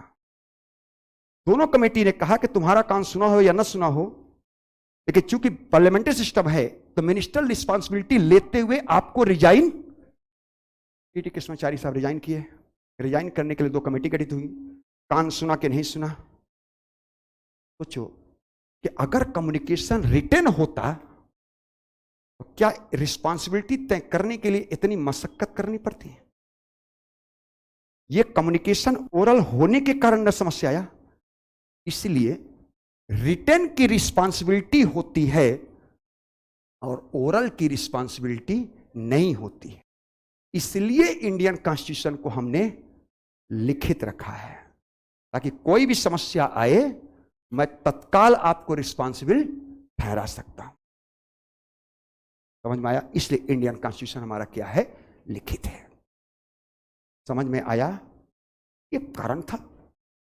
तो भारत का संविधान आप लोग कहते एक दस्तावेज है। कैसा दस्तावेज है? बोलते लिखित है। दूसरी बात, हमारे यहां किसी राज्य में 356 लगता है। 356 के लिए इंडियन कॉन्स्टिट्यूशन में गाइडलाइन है कि नहीं है? जल्दी बोलो, है ना? 352 लगाना है, नेशनल इमरजेंसी। कॉन्स्टिट्यूशन में गाइडलाइन है कि नहीं है? है ना? बकायदे है ना? 352 में कौन कौन से अधिकार निलंबित होंगे, ये गाइडलाइन दिया है कि नहीं दिया है? कहां? कॉन्स्टिट्यूशन में दिया है ना कि नहीं दिया है? तो बोलो संविधान एक मार्गदर्शन है। जब सब दिया है तो बोल दीजिए कि संविधान एक गाइडलाइन है। सब कुछ तो दिया हुआ है कि नहीं। जब 356 लगता है, उसके पीछे गाइडलाइन दे दिया ना कॉन्स्टिट्यूशन ने। भाई 356 का आधार 256, 257, 258, 355, 365 बराबर 356। इतने गाइडलाइन हमने दे दी आपको। अब इस गाइडलाइन में कोई फॉलो कर लो, उसके 356 लगा दो। अगर गाइडलाइन को फॉलो नहीं करोगे तो जुडिशियल रिव्यू होगा, तो सुप्रीम कोर्ट उसको गलत ठहरा देगा। 356 की जुडिशियल रिव्यू होता है। SR Mumbai versus union of India, supreme court का डिसीजन है कि 356 की जुडिशियल रिव्यू मैं करूंगा। इसका मतलब कि संविधान एक मार्गदर्शन है और संविधान एक दस्तावेज है। अभी लिखाऊंगा, अभी लिखेगा नहीं, अब मैं सब लिखाऊंगा। आप लोगों को, सब लोग ग्रेजुएशन हो गए? अच्छा, तुम नहीं हो। सभी योग्यता प्राप्त उम्मीदवारों के लिए समान अवसर है ना रोजगार के। आपका अधिकार है ना, अधिकार है ना। आर्टिकल 16 में लिखा हुआ है। यह अधिकार किसने दिया है? बोलो। नागरिकों के मौलिक अधिकारों का स्रोत इंडियन कॉन्स्टिट्यूशन है। राष्ट्रपति को पावर किसने दिया? दिया ना। गवर्नर को, ग्राम सभा को किसने दिया है? दिया ना। जितने भी देश के अंदर एजेंसी हैं, जितने भी पदाधिकारी हैं, आप लोग डीएम बनेंगे, एसडीएम बनेंगे, तो आपकी शक्ति का स्रोत कहां से आ रहा? इसी से आ रहा होगा। तो हम सबके अधिकारों का स्रोत तो इंडियन कॉन्स्टिट्यूशन है ना। विचार और अभिव्यक्ति की आजादी आपको है ना। लेकिन क्या वो अनलिमिटेड है? किसी कुछ भी बोल दें क्या? अगर आपको विचार एवं अभिव्यक्ति की आजादी आपको है और आप कहते हैं कि मेरा फंडामेंटल राइट्स है, तो सम्मान और गरिमा के साथ जीवन जीना मेरा भी तो मौलिक अधिकार है कि नहीं है? इसका मतलब आप अपने अधिकारों को उपयोग करते हुए सामने वाले के अधिकारों पर अतिक्रमण थोड़ी करेंगे। नहीं करेंगे ना। सुनने का अधिकार है, सुनिए। लेकिन आपके सुनने से कोई जग जाए, ये ठीक नहीं है ना। इतना तेज साउंड चला दिए कि जग गया, जग गया। और राइट टू स्लीप उसका फंडामेंटल राइट्स है कि नहीं है? और सुनना आपका अधिकार है। आप कहोगे तो मैं तो सुनूंगा, मेरा अधिकार है। तो कहेगा मैं सोऊंगा, मेरा भी अधिकार है। अब कॉन्फ्लिक्ट हो जाएगा। इसलिए संविधान हम सबके अधिकारों का स्रोत है, लेकिन किसी को संविधान ने अनलिमिटेड नहीं दिया है। इसका मतलब सबको लिमिट तय करने का काम भी किसने किया है? कॉन्स्टिट्यूशन ने। मैंने कितने शब्द बोला हूं? 4 बोला, 2 इधर बोला, 2 इधर बोला। इसीलिए सुप्रीम कोर्ट के पास 4 ही अधिकारिता है। पश्चिमी अधिकारिता पढ़े हैं कभी सुप्रीम कोर्ट की? 4 पढ़े हैं ना अधिकारिता सुप्रीम कोर्ट की। 5 पढ़े लिए, 4 पढ़े है ना। मूल अधिकारिता या आरंभिक अधिकारिता, परामर्शी अधिकारिता, अपीलीय अधिकारिता, रिट अधिकारिता। 5वां कहां से पढ़ने? और मैं 4 ही शब्द बोला हूं। अगर मैं 4 शब्द बोला हूं तो अधिकारिता 4 होगी। पश्चिमी कोई अधिकारिता नहीं हो सकती, क्योंकि 5वां शब्द का उपयोग मैंने किया ही नहीं। तो सुप्रीम कोर्ट की 4 अधिकारिता है। लेकिन आजादी के पहले 3 थी। 1935 के इंडियन गवर्नमेंट एक्ट में जो फेडरल कोड आप लोगों को पढ़ा होगा, उसमें 3 ही अधिकारिता पढ़े हैं। एक अधिकारिता वहां नहीं पढ़े थे। अगर थोड़ा सा मैं याद दिला दूं, आप लोगों ने वहां रिट अधिकारिता नहीं पढ़ा है, बाकी तीनों पढ़े थे। क्योंकि आजादी के पहले मौलिक अधिकार तो था ही नहीं। था तो जब मौलिक अधिकार नहीं था तो फिर रिट अधिकारिता कहां से आ गई? सही है ना। इसलिए आजादी के पहले जो 1935 के एक्ट आप लोगों ने पढ़ा, वहां 3 अधिकारिता थी जो इन प्रेजेंट टाइम है। लेकिन एक अधिकारिता सुप्रीम कोर्ट के पास एक्स्ट्रा आ गई आजादी के बाद। क्यों? तो हमने फंडामेंटल राइट्स दिया ना आपको। और फिर अनुच्छेद 32, 226 रिट अधिकारिता भी देना पड़ेगा। इसलिए सुप्रीम कोर्ट के पास कितनी अधिकारिता है? 4। तो यहां पे मैं लिंक करूंगा, मैं लिंक कर सकता हूं ना? पर तो नहीं जा रहा ना, जल्दी बोलो। नहीं तो फिर सामान्य तरीके से पढ़ाएं, अभी तो असामान्य ऐसे, क्योंकि हमको बताया गया है कि ठीक ठाक स्टूडेंट हैं। अगर ठीक ठाक है तो थोड़ा सा ध्यान नहीं रखना, क्योंकि लास्ट उद्देश्य की सिलेक्शन लेना है। और अगर जो डायरेक्ट में लिखा हो या किताब में लिखा हो उतने हम भी पढ़ाएं तो फिर कोचिंग करने से कोई फायदा नहीं है। कोचिंग करने से कोई फायदा, क्योंकि किताब में ये नहीं लिखा हो कि पिछले 4 दशक से देखा जाए तो संसद की चर्चा की गुणवत्ता में गिरावट दिखाई दे रही है। ये किताब में नहीं लिखा हुआ है, ये लिखा है, ये तो सोचने का विषय है ना। तो इसलिए थोड़ा सा ध्यान दीजिए कि आप लोगों को मेरा उद्देश्य सिलेक्शन मेन उद्देश्य है, क्वेश्चन पकड़ा देना है। लेकिन मैं 1-2 दिन आप लोगों से इसलिए टाइम मांगा कि मैं चाहता हूं कि थोड़ा बेसिक चीजों को समझ जाएंगे तो हमको पढ़ाने में आसानी होगी। क्योंकि मैं आर्टिकल और इस पर बहुत विश्वास नहीं करता, क्योंकि हमको कराना लास्ट में एनालिसिस ही है, ठीक है ना। तो इसलिए इन सब चीजों को थोड़ा सा मैं समझा रहा हूं कि आप लोगों को सब चीज जान लें, इसके बाद फिर अपना सिलेबस अपना जो है वही है, ठीक है ना। लेकिन बीपीएससी को मैं आप लोगों को फिर अगर कह रहा हूं कि मैं बहुत साल का क्वेश्चन देखा हूं, बीपीएससी को हल्का मत लीजिएगा, कंफर्म हुआ। वैसे भी किसी एग्जाम को हल्का नहीं लेना चाहिए, ठीक है ना। अच्छा स्टूडेंट की निशानी है किसी चीज को हल्का नहीं लेना चाहिए। और जैसा इसमें बीपीएससी क्वेश्चन पूछ रहा, मैं 2019, 20, 21 का तो मैं देख ही रहा हूं, तो नहीं लगता है कि यूपीएससी से कमजोर क्वेश्चन पूछ रहा है। कई बार तो यूपीएससी से ज्यादा अच्छा क्वेश्चन पूछा है।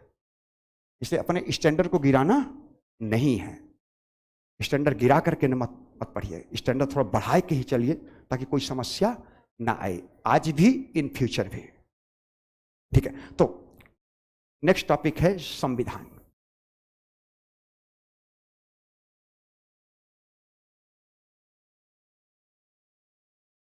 संविधान को हम लोग 2 पार्ट में डिवाइड कर ले रहे हैं, एक स्ट्रक्चरल कॉन्स्टिट्यूशन, संरचनात्मक संविधान, और दूसरा फंक्शनल कॉन्स्टिट्यूशन, कार्यात्मक संविधान। और थोड़ा सा ध्यान रखिएगा, मेरे पूरे टॉपिक में आपको यही 2 चीजें मिलेगा। स्ट्रक्चरल फेडरलिज्म के रूप में राज्यसभा संसद का अपर हाउस और Lok Sabha lower house, structural federalism के रूप में, और फंक्शनल फेडरलिज्म के रूप में Lok Sabha first house, Rajya Sabha second house. पूरा यही फिर यही आएगा आपको, कंफर्म हुआ। इसी प्रकार जब हम अधिकारिता पढ़ेंगे तब भी अधिकारिता 2 ही पार्टी में होगा, स्ट्रक्चर के रूप में, फंक्शन के रूप में। कुल मिलाकर के आपको ये 2 शब्द बार बार मेरे क्लास में मिलेगा, क्लियर हुआ। इसलिए इन सब चीजों को थोड़ा ध्यान रखें। इसी के आधार पर हम लोग संसद के 2 सदन पढ़ेंगे, अपर लोअर, फर्स्ट और सेकंड, ठीक है ना। इसलिए आप लोगों को मैं इसी बेस पर देखा, इसी बेस पर मैं अधिकारिता भी पढ़ाऊंगा आप लोगों को 4, 2 स्ट्रक्चर का, 2 फंक्शनल। संरचना के आधार पर संविधान पहला लिखेगा। पहला आप लोगों ने क्या बोला था यहां, संविधान क्या है, दस्तावेज बोले थे, लेकिन कैसा दस्तावेज है, लिखित मैंने कहां से लिया, और अमेरिका परिसंघीय संविधान है। हालांकि फेडरल की अगर कोई आप परिभाषा पूछो तो फेडरल की कोई परिभाषा मेरे पास नहीं है, फेडरल की डिफिनीशन मेरे पास नहीं है, फेडरल की कोई परिभाषा तो नहीं है। लेकिन फेडरल को एडॉप्ट करने वाला विश्व का पहला देश अमेरिका है, इसलिए अमेरिका को क्लासिकल फेडरलिज्म बोलेंगे। इसका मतलब अमेरिकी कॉन्स्टिट्यूशन में जो विशेषताएं होंगी उस सारी की सारी विशेषताएं फेडरल सिस्टम की होंगी। अगर वो विशेषताएं भारत में दिखाई दे तो बोले भारत का संविधान परिसंघीय है। नहीं समझ में आया, दोबारा बताऊं, मैंने कहा फेडरल की कोई डिफिनेशन नहीं है, फेडरल की कोई परिभाषा नहीं है। पहला बात क्लियर हो गया। फेडरल को एडॉप्ट करने वाला विश्व का पहला देश अमेरिका है, इसलिए अमेरिका को फेडरल का आदर्श प्रतिमान बोलेंगे। इसका मतलब अमेरिका क्लासिकल फेडरलिज्म का आदर्श उदाहरण है। इसका मतलब अमेरिकी कॉन्स्टिट्यूशन की जो विशेषताएं आपको दिखाई देगी, अगर वो विशेषताएं भारतीय संविधान में दिखाई दें तो बोलिए भारत का संविधान परिसंघीय है। कंफर्म हो गया, इतना कंफर्म हुआ। अब थोड़ा सा आप लोग कम बोले इसलिए कि इंडियन कॉन्स्टिट्यूशन में कहीं फेडरल लिखा नहीं है। अब मैंने बोला भारत का संविधान परिसंघीय है तो समझ लो, पहले इसी को समझो। डॉक्टर अंबेडकर से संविधान सभा में कहा गया कि बाबा परिसंघ लिख दो ना। डॉक्टर अंबेडकर ने कहा कि भारत का संविधान परिसंघी है। भारत का संविधान, डॉक्टर अंबेडकर ने कहा, परिसंघी है। बोले कैसे? बोले परिसंघ का सबसे महत्वपूर्ण लक्षण डिवीजन ऑफ पावर है। अब भारतीय संविधान के 7वीं अनुसूची में डिवीजन ऑफ पावर है। डिवीजन ऑफ पावर परिसंघ का सबसे महत्वपूर्ण लक्षण है, जो कि 7वीं अनुसूची में आपको दिखाई दे रहा है। इसके अकॉर्डिंग भारत का संविधान परिसंघी है। ये मैं नहीं बोला हूं, डॉक्टर अंबेडकर ने बोला है। तब संविधान सभा में कहा गया कि जब परिसंघी है लिखिए। डॉक्टर अंबेडकर ने कहा नहीं लिखूंगा। बोले क्यों? परिसंघ लैटिन भाषा के फ्यूडस शब्द से बना है, जिसका शाब्दिक अर्थ होता समझौता। हमारे यहां राज्यों का विलय कोई समझौते का परिणाम नहीं है, केवल जम्मू कश्मीर को छोड़कर। जम्मू कश्मीर को छोड़ दीजिए तो भारत का कोई भी राज्य का विलय समझौते का परिणाम नहीं है। जबकि अमेरिका में राज्यों का विलय समझौते का परिणाम है।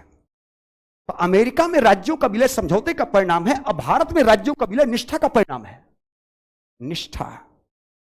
हमारे यहां जितने भी राज्य जुड़े हैं भारत में, वो भारत के प्रति अपने निष्ठा प्रदर्शित करे हैं। कन्फर्म।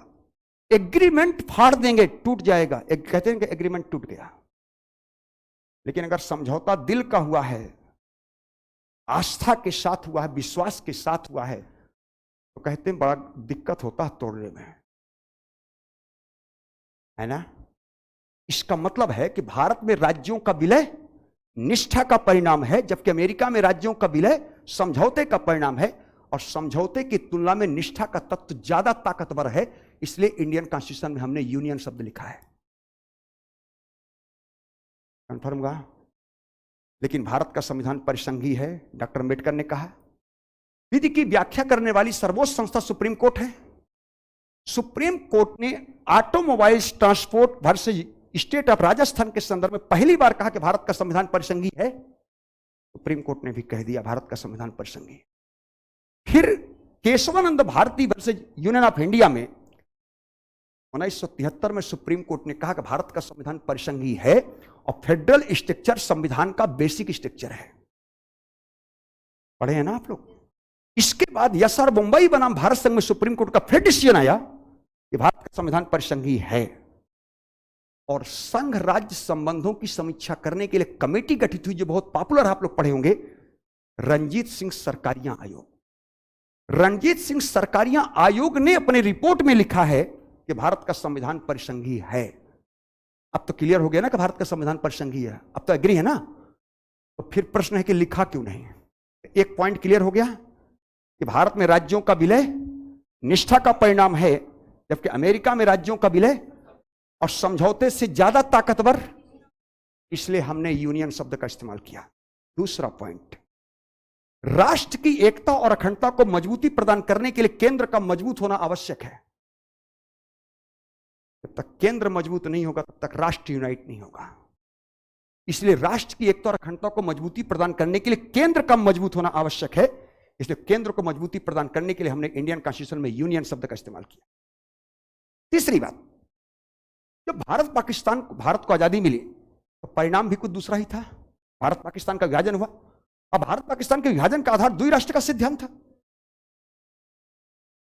आप लोग कभी फिल्मों में देखे होंगे सिचुएशन कैसी थी। उस सिचुएशन को हैंडल करने के लिए जो परिस्थितियां उस समय की थी, उस परिस्थिति का सामना करने के लिए केंद्र का मजबूत होना आवश्यक था कि नहीं? अगर केंद्र मजबूत नहीं होता तो क्या उस सिचुएशन को सरकार हैंडल कर सकता था? इसलिए उस परिस्थिति को ध्यान में रखकर हमने इंडियन कॉन्स्टिट्यूशन में यूनियन शब्द का इस्तेमाल किया है। इसलिए इंडियन कॉन्स्टिट्यूशन के आर्टिकल 1 में किस शब्द का उपयोग किया गया? यूनियन संघ, न कि फेडरल परिसंघ। जबकि इंडियन कॉन्स्टिट्यूशन फेडरल है, लेकिन लिखा नहीं है। इसलिए कोई आपसे पूछे कोऑपरेटिव फेडरलिज्म, मान लीजिए आजकल सहयोगी संघवाद की बड़ी चर्चा, क्योंकि नीति आयोग की बैठक थी 27 तारीख को, केजरीवाल ने चिट्ठी लिखा है कि नीति आयोग का मुख्य उद्देश्य कोऑपरेटिव फेडरलिज्म है, और आपने ऑर्डिनेंस ऐसा ला दिया, बस हमको ठीक नहीं लग रहा है, इसलिए मैं नहीं जा रहा। तो क्या कहीं कॉन्स्टिट्यूशन में कोऑपरेटिव फेडरलिज्म लिखा है? सीधे डिनाई कर दो, नहीं लिखा होगा। जब फेडरलिज्म ही नहीं लिखा है तो कोऑपरेटिव फेडरलिज्म कहां से लिख दिया होगा? इसका मतलब इंडियन कॉन्स्टिट्यूशन में कहीं कोऑपरेटिव फेडरलिज्म नहीं लिखा हुआ है, क्योंकि जब फेडरल ही नहीं लिखा हुआ है तो कोऑपरेटिव फेडरलिज्म कहां से आ जाएगा? कंफर्म हुआ? लेकिन इंडियन कॉन्स्टिट्यूशन फेडरल है। इसके आधार पर, लक्षण अमेरिका के आधार पर, अमेरिका में जो लक्षण होंगे, अगर वो लक्षण भारत में दिखाई दे तो बोलो भारत का संविधान परिसंघी है। रिटन कॉन्स्टिट्यूशन कहां से लिया? भारत में रिटन कॉन्स्टिट्यूशन अमेरिका से लिया। रिटन कॉन्स्टिट्यूशन परिसंघ का लक्षण है। भारत में संविधान की सर्वोच्चता बार बार बोला हूं, भारत में संविधान की सर्वोच्चता बार बार बोला हूं, तो संविधान की सर्वोच्चता अमेरिकी संविधान का है। इसका मतलब परिसंघ है। भारत में डिवीजन ऑफ पावर है, बोलो भारत का संविधान परिसंघी है। द्विसदनीय विधायिका है, Lok Sabha, Rajya Sabha, senate, house of representative, तो बोलो द्विसदनीय विधायिका। स्वतंत्र और निष्पक्ष न्यायपालिका कहां? अमेरिका में।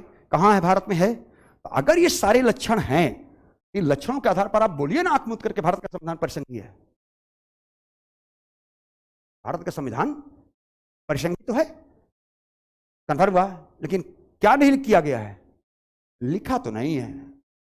लेकिन परिसंघ से ज्यादा तो एकात्मक के भी लक्षण है ना। इसीलिए तो क्वेश्चन पूछा है कि भारत का संविधान संघात्मक होते हुए आत्मा एकात्मक है। या केसी हिलर ने बोला कि भारत का संविधान क्वासी फेडरल है। ये क्वेश्चन आप लोगों से आया है? आया है ना? अब तो मुझे लगता है जवाब देने में कोई दिक्कत नहीं होगी। एकात्मकता के लक्षण भारत में ज्यादा है। संघात्मक के तो कुछ ही लक्षण हैं, लेकिन एकात्मक के भी लक्षण हैं। एकात्मक के लक्षण संघात्मक से ज्यादा भी हैं। इसका मतलब है कि अमेरिका में राज्य को मजबूत बनाना था और हमारे भारत में संघ को मजबूत बनाना था। भारत में मजबूत केंद्र की आवश्यकता थी और अमेरिका में मजबूत राज्य की बात करते हैं। इसलिए जहां फेडरल होता है वहां राज्य इंडिपेंडेंट हैं, और जहां यूनियन होता है वहां राज्य ऑटोनॉमी का उपयोग करते हैं। इसलिए बार बार राज्य स्वायत्तता की मांग करता हो कि हमको स्वायत्तता चाहिए। सुना है ना कि राज्य स्वायत्तता की मांग करता है ना, क्योंकि यूनियन, जहां यूनियन वहां राज्यों को स्वायत्तता, और जहां फेडरल वहां राज्यों को स्वतंत्रता। तो अमेरिका में 50 स्वतंत्र राज्य, तो भारत में 28 स्वायत्त राज्य। क्या बोलोगे आज से? भारत में 28 और अमेरिका में 50, क्योंकि अमेरिका में फेडरल और भारत में यूनियन। यूनियन है तो स्वायत्तता है, फेडरल है तो स्वतंत्रता है। जैसे आज से कोई पूछे अमेरिका में कितने राज्य, तो बोलो 50 स्वतंत्र राज्य। अब भारत में कितने राज्य? बोलो 28 स्वायत्त राज्य। इसलिए हम लोग, हमारे यहां राज्य हमेशा स्वायत्तता की मांग करता है कि हमको स्वायत्तता चाहिए। कन्फर्म हुआ? हम स्वायत्तता चाहते हैं तीनों क्षेत्र में, वित्तीय, विधायी और प्रशासनिक। इसी को हम लोग संघ राज्य संबंधों में 3 पॉइंट पढ़ेंगे, वित्तीय, विधायी और प्रशासनिक। स्वायत्तता मतलब 3 स्वायत्तता। विधायी मामलों में मुझे स्वायत्तता दो, वित्तीय मामलों में स्वायत्तता दीजिए और प्रशासनिक मामलों में स्वायत्तता दीजिए। इसलिए जब संघ राज्य संबंध पढ़ेंगे 3 के अलावा चौथा कोई संबंध भी नहीं होगा। तो इस रूप में देख रहे हैं। चलिए संविधान का पहला पॉइंट लिखेंगे। पहला पॉइंट लिखेंगे, यह एक संविधान एक लिखित दस्तावेज है। संविधान एक लिखित दस्तावेज है। लिख लिए? दूसरा इसी में लिखेगा। अभी मैंने दूसरा पॉइंट क्या बोला था? मार्गदर्शन। इसका देश के जितने भी शासन चलेंगे इन सबको गाइडलाइन कौन देता है? संविधान देता है। पहला लिखे संरचना में, संरचना में ही पहला लिखेगा और संरचना में ही दूसरा भी लिखेगा। दूसरा भी लिखेगा शासन व्यवस्था तथा, शासन व्यवस्था तथा, शासन व्यवस्था तथा राज्य के निर्माण, राज्य के निर्माण, उसकी संरचना की, उसकी संरचना की व्याख्या करने,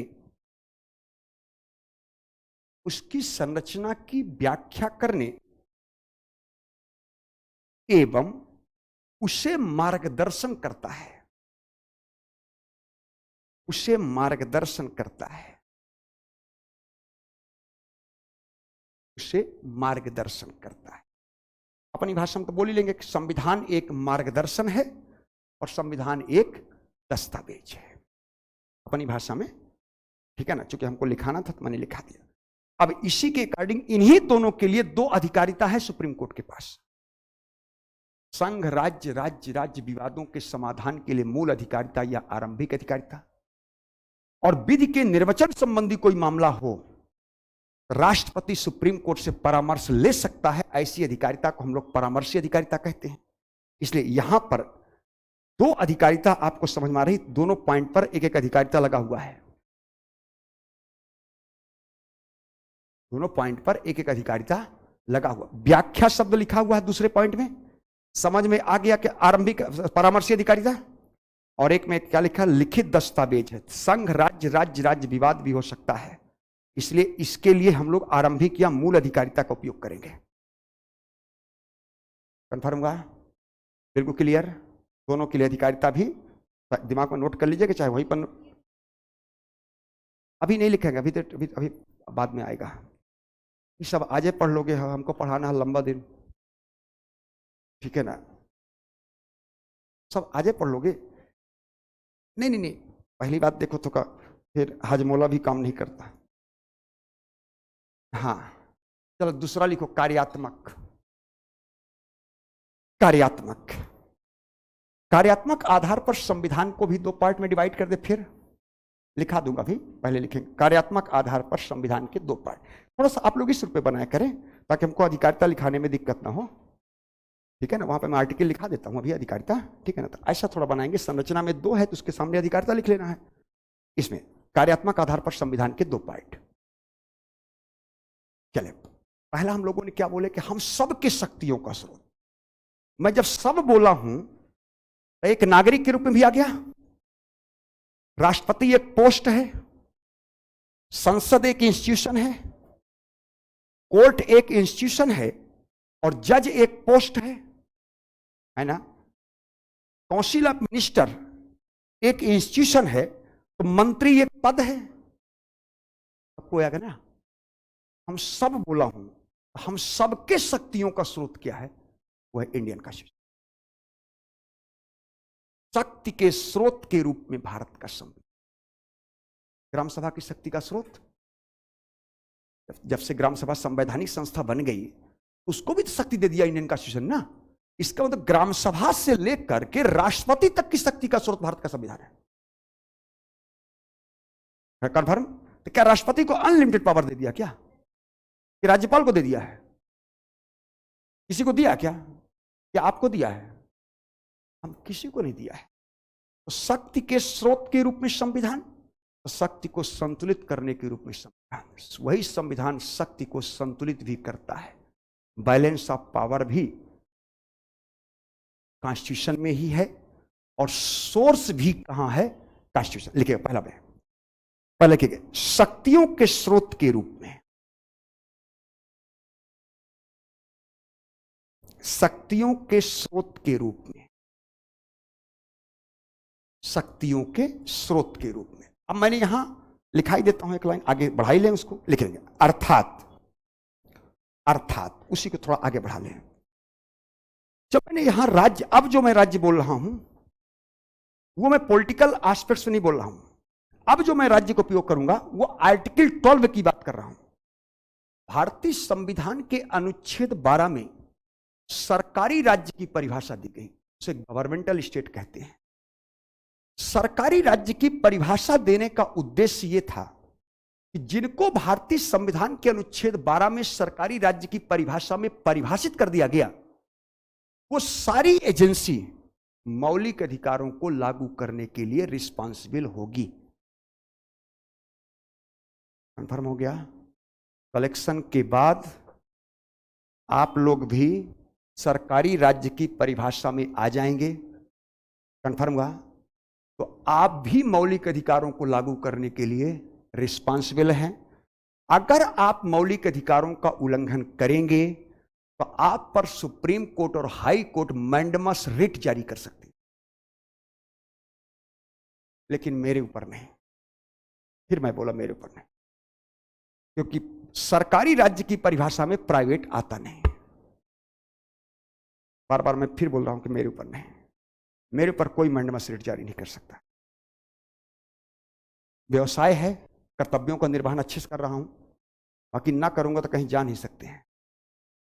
कर रहा हूं, अच्छी चीज है। आरी बात समझे? क्योंकि राज्य की परिभाषा में आता नहीं, प्राइवेट राज्य की परिभाषा में कन्फर्म है ना। अब चलो, तो भारतीय संविधान के अनुच्छेद 12 में सरकारी राज्य की परिभाषा दिया गया। परिभाषा देने का औचित्य क्या है, कन्फर्म हो गया। जिनको यहां सरकारी राज्य की परिभाषा में परिभाषित कर दिया गया, वो सभी एजेंसी, सभी पदाधिकारी मौलिक अधिकारों को लागू करने के लिए रिस्पॉन्सिबल हैं। इसका मतलब संसद सरकारी राज्य की परिभाषा में आता है, विधानमंडल सरकारी राज्य की परिभाषा में आता है। तो राज्य की विधानमंडल कोई ऐसा कानून नहीं बना सकती जो नागरिकों के मौलिक अधिकारों को छीनता हो, सीमित करता हो या समाप्त करता हो। अब समझ में आया? संसद कोई ऐसा कानून नहीं बना सकती जो नागरिकों के मौलिक अधिकारों को छीनता हो, सीमित करता हो या समाप्त करता हो। राष्ट्रपति का अध्यादेश आया, लेकिन उसके आदेश से किसी नागरिक के अगर मौलिक अधिकारों का उल्लंघन होगा तो उस अध्यादेश की न्यायिक समीक्षा की जा सकती है। कोई कार्यपालिका का आदेश आया, अगर उस आदेश से अगर आपके मौलिक अधिकारों को उल्लंघन होगा तो फिर समीक्षा कर सकते हैं। कंफर्म हो गया क्यों दिया है। दूसरी बात, देश में किसका शासन है, सर्वोच्च विधि कौन है, संविधान की व्याख्या करने वाली सर्वोच्च संस्था, इसलिए न्यायपालिका को छोड़ दो। राज्य की परिभाषा में कौन नहीं है, बोलो न्यायपालिका। न्यायपालिका, पूरी न्यायपालिका कर दो। राज्य की परिभाषा में न्यायपालिका नहीं है। क्यों? क्योंकि जिसको डिफाइन करना है अगर उसी को शामिल कर देंगे तो निष्पक्ष व्याख्या कैसे करेगी। इसलिए राज्य की परिभाषा में कौन नहीं है, बोलो न्यायपालिका नहीं है।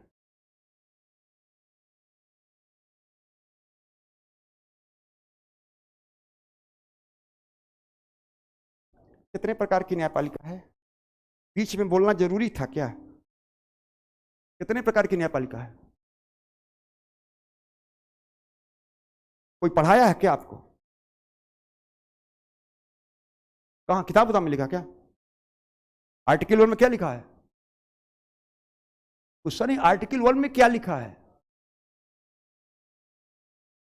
अभी तो कह रहे पेशेंस रखो। आर्टिकल 1 में लिखा संघ है राज्यों का, तो दूसरा तीसरा भी लिखा क्या? संघ और राज्य के अलावा तीसरा लिखा क्या? बोलो न्यायपालिका 2 ही है। अब तीसरा मत बोल देना। संघ और राज्य के अलावा जब कुछ लिखा ही नहीं तो तीसरा न्यायपालिका कहां से आ गई? संघ की न्यायपालिका को सुप्रीम कोर्ट कहते, राज्य की न्यायपालिका में 2, हाई कोर्ट और डिस्ट्रिक्ट कोर्ट। और डिस्ट्रिक्ट कोर्ट नहीं है। कभी गए डिस्ट्रिक्ट कोर्ट के सामने? कभी डिस्ट्रिक्ट कोर्ट गए ही नहीं। कोशिश करिए ना जाइएगा, लेकिन एक दिन देखने जरूर जरूर एक दिन देखने जरूर जाओ। डिस्ट्रिक्ट कोर्ट के सामने लिखा है नीचे जिला सत्र एवं अधीनस्थ न्यायालय। गौर करिएगा, वहां क्या लिखा है? जिला सत्र एवं अधीनस्थ न्यायालय। और हाई कोर्ट के सामने जाकर देखेंगे तो हाई कोर्ट लिखा, उच्च न्यायालय ही लिखा हुआ है। और सुप्रीम कोर्ट में सुप्रीम कोर्ट लिखा हुआ है, लेकिन उसके नाम के साथ कोर्ट नहीं लिखा हुआ है। क्या लिखा? सबऑर्डिनेट कोर्ट लिखा है। इसका मतलब सबऑर्डिनेट कोर्ट कोर्ट नहीं है। कंफर्म? सबऑर्डिनेट कोर्ट राजसूची का विषय है। इसलिए रिट अधिकारिता भी 2 है, तीसरी नहीं है। तो कोर्ट में 2 ही है, 2 ही के नाम के साथ कोर्ट लिखा हुआ है। कौन कौन? इसलिए रिट 2 ही है। सुप्रीम कोर्ट को रिट जारी करने का अधिकार है 32 में, और हाई कोर्ट को है। क्या डिस्ट्रिक्ट कोर्ट रिट जारी कर सकता है? इसीलिए नहीं कर सकता क्योंकि उसके नाम के साथ क्या नहीं लिखा है? कोर्ट नहीं लिखा हुआ है। नाराज नहीं होता, उसमें कोई वो नहीं है। आप तो छात्र हैं ना यार, आपसे भी ऊपर कोई होता है, हैं? सब चलता रहता है। इसलिए कि हरकाते नहीं, कंसेप्चुअल क्लियरिटी कराते इसी बहाने। देखो बहाने क्लियर हो गया ना। अन्ना ये बोलता तो क्या मैं बोलता? नहीं बोलता ना। गुड, अच्छा किया था। अब तो ना बोलोगे कितनी रिट अधिकारिता कितने हैं, कितने लोगों कितने हैं, कोर्ट कितने हैं? तीसरा तो नहीं बोलेंगे ना, संघ है राज्यों का। ऐसे आप लोग याद किए 3 प्रकार की सरकार है। जब संघ और राज्य के अलावा तीसरा व्यवस्था ने, तो सरकार 3 कहां से ला दिया भाई? Union government, state government, local government कहां से आ गया? लोकल एडमिनिस्ट्रेशन स्टेट लिस्ट का विषय है। इसका स्टेट लिस्ट के विषय पर काम करने का अधिकार स्टेट गवर्नमेंट को है। इसका तो लोकल गवर्नमेंट डेलीगेटेड अथॉरिटी है। किसका? स्टेट गवर्नमेंट का। इसलिए जब संघ और राज्य के अलावा तीसरी कोई व्यवस्था ने, तीसरा सरकार, तीसरी न्यायपालिका, तीसरी विधायिका, तीसरी कार्यपालिका, तीसरा संवैधानिक प्रधान, ये सब कहां से आ रहा है? इसलिए तीसरा शब्द हटा दो, कुछ तीसरा नहीं होता हमारे यहां। तीसरी संसद नहीं है, सदन है तीसरा नहीं ना। इसके पीछे कारण मैंने कहा आर्टिकल 1 जबरदस्त तरीके से अगर आप लोगों को आए, अगर आर्टिकल 1 ठीक से आ गया तो फिर कॉन्स्टिट्यूशन में कुछ है भी नहीं पॉलिटी में। आप लोग देखते हो कुल मिलाकर के मैं ले जाकर कहां ले जा रहा हूं? फिर वो आर्टिकल 1 में ले जा रहा हूं, बार बार एक ही जगह ले जा रहा हूं। और संघ है राज्यों का, और एकमात्र पदाधिकारी राष्ट्रपति जिसके चुनाव में संघ और राज्य भाग लेता, और कोई ऐसा पदाधिकारी भी नहीं है। क्योंकि आर्टिकल 1 और 52 एक साथ पढ़ो तो भारत का राष्ट्रपति भारत का राष्ट्राध्यक्ष है। इसलिए राष्ट्राध्यक्ष के चुनाव होने के नाते संघ और राज्य दोनों भाग लेता। बाकी ऐसा कोई पदाधिकारी है जिसके चुनाव में संघ और राज्य दोनों भाग लेता हो? केवल एकमात्र पदाधिकारी। कौन? क्योंकि 152 बराबर राष्ट्राध्यक्ष, और 1 में क्या लिखा है? संघ है। इसलिए संघ और राज्य दोनों राष्ट्रपति के चुनाव में भाग लेता है। लेकिन वो राष्ट्रपति नहीं है, वो गणराज्य भी है। गणराज्य। राज्य किसका? गण का। गण मीन्स जनता। जो जनता को डायरेक्ट या इनडायरेक्ट रिप्रेजेंट नहीं करेगा वो राष्ट्रपति के चुनाव में भाग नहीं लेगा। इसलिए नॉमिनेटेड पर्सन भाग नहीं लेता है, क्योंकि गणराज्य भी तो है। राज्य किसका? गण का। अगण मीन्स तो जो जनता को रिप्रेजेंट नहीं करेगा डायरेक्ट या इनडायरेक्ट, वो चुनाव में भाग, दैट्स ऑल। इसलिए राष्ट्रपति के चुनाव में नॉमिनेटेड पर्सन भाग न संघ में और न ही राज्य में। और बाकी कोई ऐसा पदाधिकारी नहीं जिसके चुनाव में भाग लेता हो। इसीलिए हमारे यहां जब राज्य पुनर्गठन विधेयक लाया जाता है, स्टेट रीऑर्गेनाइजेशन बिल आता है, उसके लाने से पहले राष्ट्रपति की पूर्व अनुमति चाहती है। पढ़ते हैं ना, राज्य पुनर्गठन विधेयक लाने से पहले किसकी पूर्व अनुमति? क्योंकि राष्ट्रपति नहीं है, वो राष्ट्राध्यक्ष है, भारतीय गणराज्य का प्रधान है, एकात्मकता का प्रतीक है, इसलिए उसकी पूर्व अनुमति चाहिए। कंफर्म हुआ? इसीलिए चाहिए। बाकी अभी कहीं पढ़ेगा ऐसा होता है, इसके पीछे कारण है। आप लोग बस थोड़ा कारण को समझते तो आर्टिकल 1 जबरदस्त तरीके से पढ़ लो, कहीं कोई समस्या आपको आएगी ही नहीं। कंफर्म हुआ? आर्टिकल 1 153, आर्टिकल 1 153 पढ़ो तो भारत का राज्यपाल, क्योंकि आर्टिकल 1 में लिखा संघ राज्यों का, तो संघ में राज्य को रिप्रेजेंट करता है राज्यसभा, तो फिर राज्य में भी तो संघ का रिप्रेजेंटेटिव होना चाहिए ना। राज्य में संघ का रिप्रेजेंटेटिव राज्यपाल है, तो आर्टिकल 1 ऐसे तो चल रहा है, 1 से ही राज्यपाल आया है और 1 से ही राज्यसभा भी आया है। क्योंकि राज्य संघ में किसका रिप्रेजेंटेटिव है? राज्यसभा, राज्य का। तो राज्य में राज्यपाल किसका रिप्रेजेंटेटिव है? संघ का। तो एक कॉन्स्टिट्यूशनल हेड भी तो है राज्य का। Head of Bihar state constitution है गवर्नर। अब बिहार स्टेट में संघ का रिप्रेजेंटेटिव कौन है ना? गवर्नर। तो गवर्नर वहां कितने हो गए? 2 हो गए, 2 भूमिका में है ना, 2 टोपी पहन लिया ना। एक टोपी संवैधानिक मुखिया के रूप में, एक टोपी संघ सरकार के रिप्रेजेंटेटिव के रूप में। इसलिए राज्यपाल के कार्यकाल भी तो 2 हैं। संवैधानिक प्रधान के रूप में राज्यपाल का कार्यकाल 5 वर्ष और रिप्रेजेंटेटिव के रूप में प्लेजर ऑफ प्रेसिडेंट। पढ़ते हैं ना, प्लेजर ऑफ प्रेसिडेंट पढ़ते कि नहीं पढ़ते हैं राज्यपाल को? राज्यपाल राष्ट्रपति के प्रसाद पर्यंत है। क्यों? क्योंकि रिप्रेजेंटेटिव है, और रिप्रेजेंटेटिव को कोई कार्यकाल नहीं होता जब तक मेरा विश्वास, जब तक मैं खुश हूं तब तक आप रिप्रेजेंट, जिस दिन दुखी उस दिन हटा के बाहर कर दूंगा। इसका मतलब कि राज्यपाल कब तक? जब तक खुश करता रहे।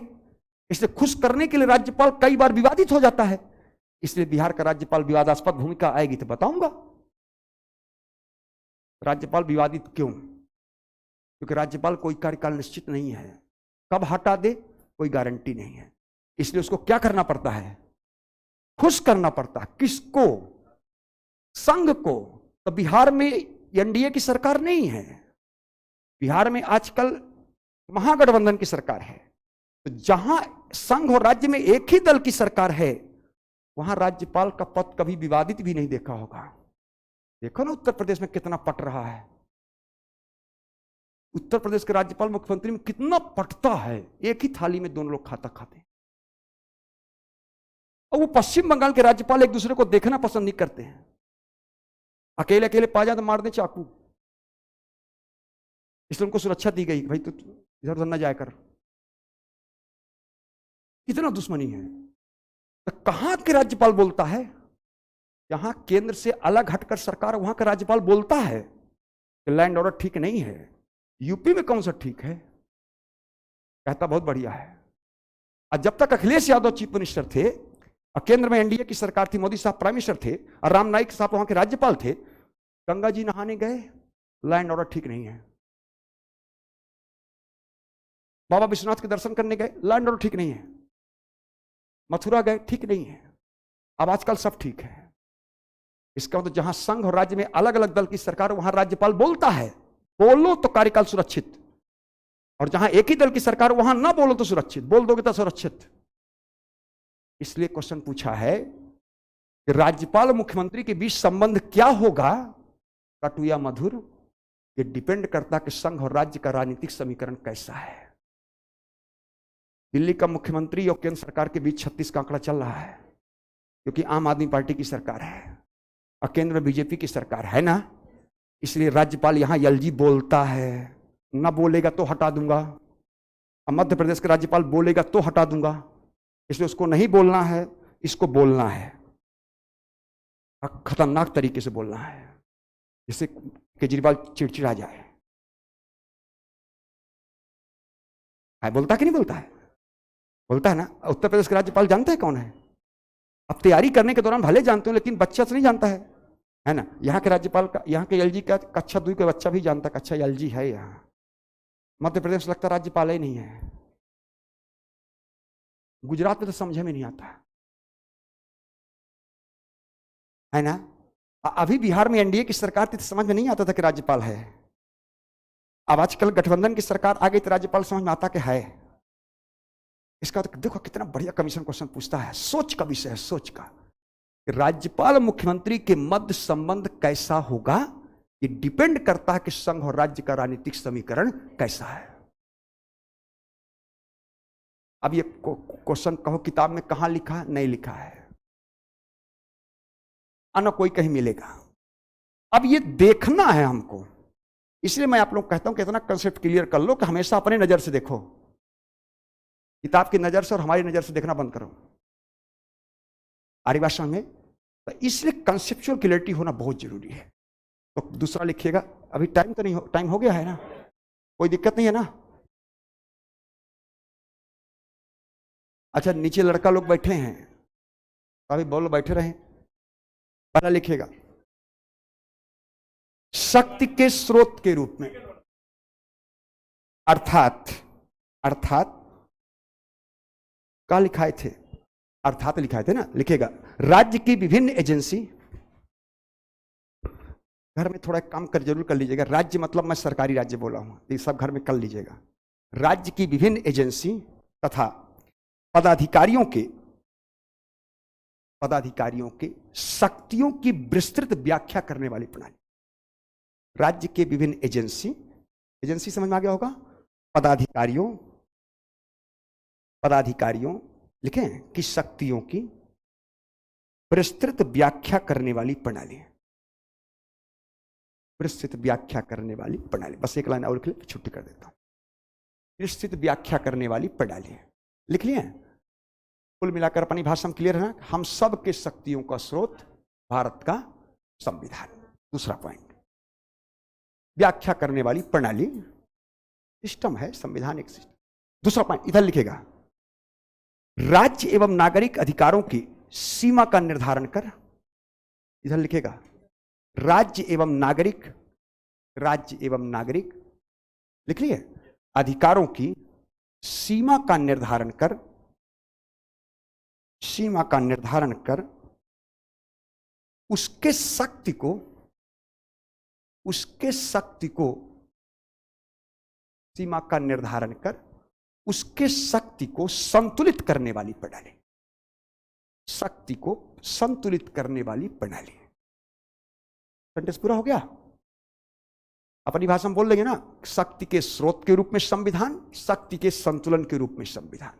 शक्ति भी देता है संविधान, लेकिन किसी को अनलिमिटेड लिमिट भी तय करता है संविधान। क्लियर हुआ? दो दो है, इसलिए दो दो अधिकारिता भी कल जोड़ देंगे, दो इधर जोड़ देंगे, दो इधर जोड़ देना, चारों अधिकारिता कंप्लीट। ठीक है? कल से क्लास का टाइमिंग आप लोग कब बजे चलता है? 11 बजे, 11:15 कर लो। ठीक है यार, 11:15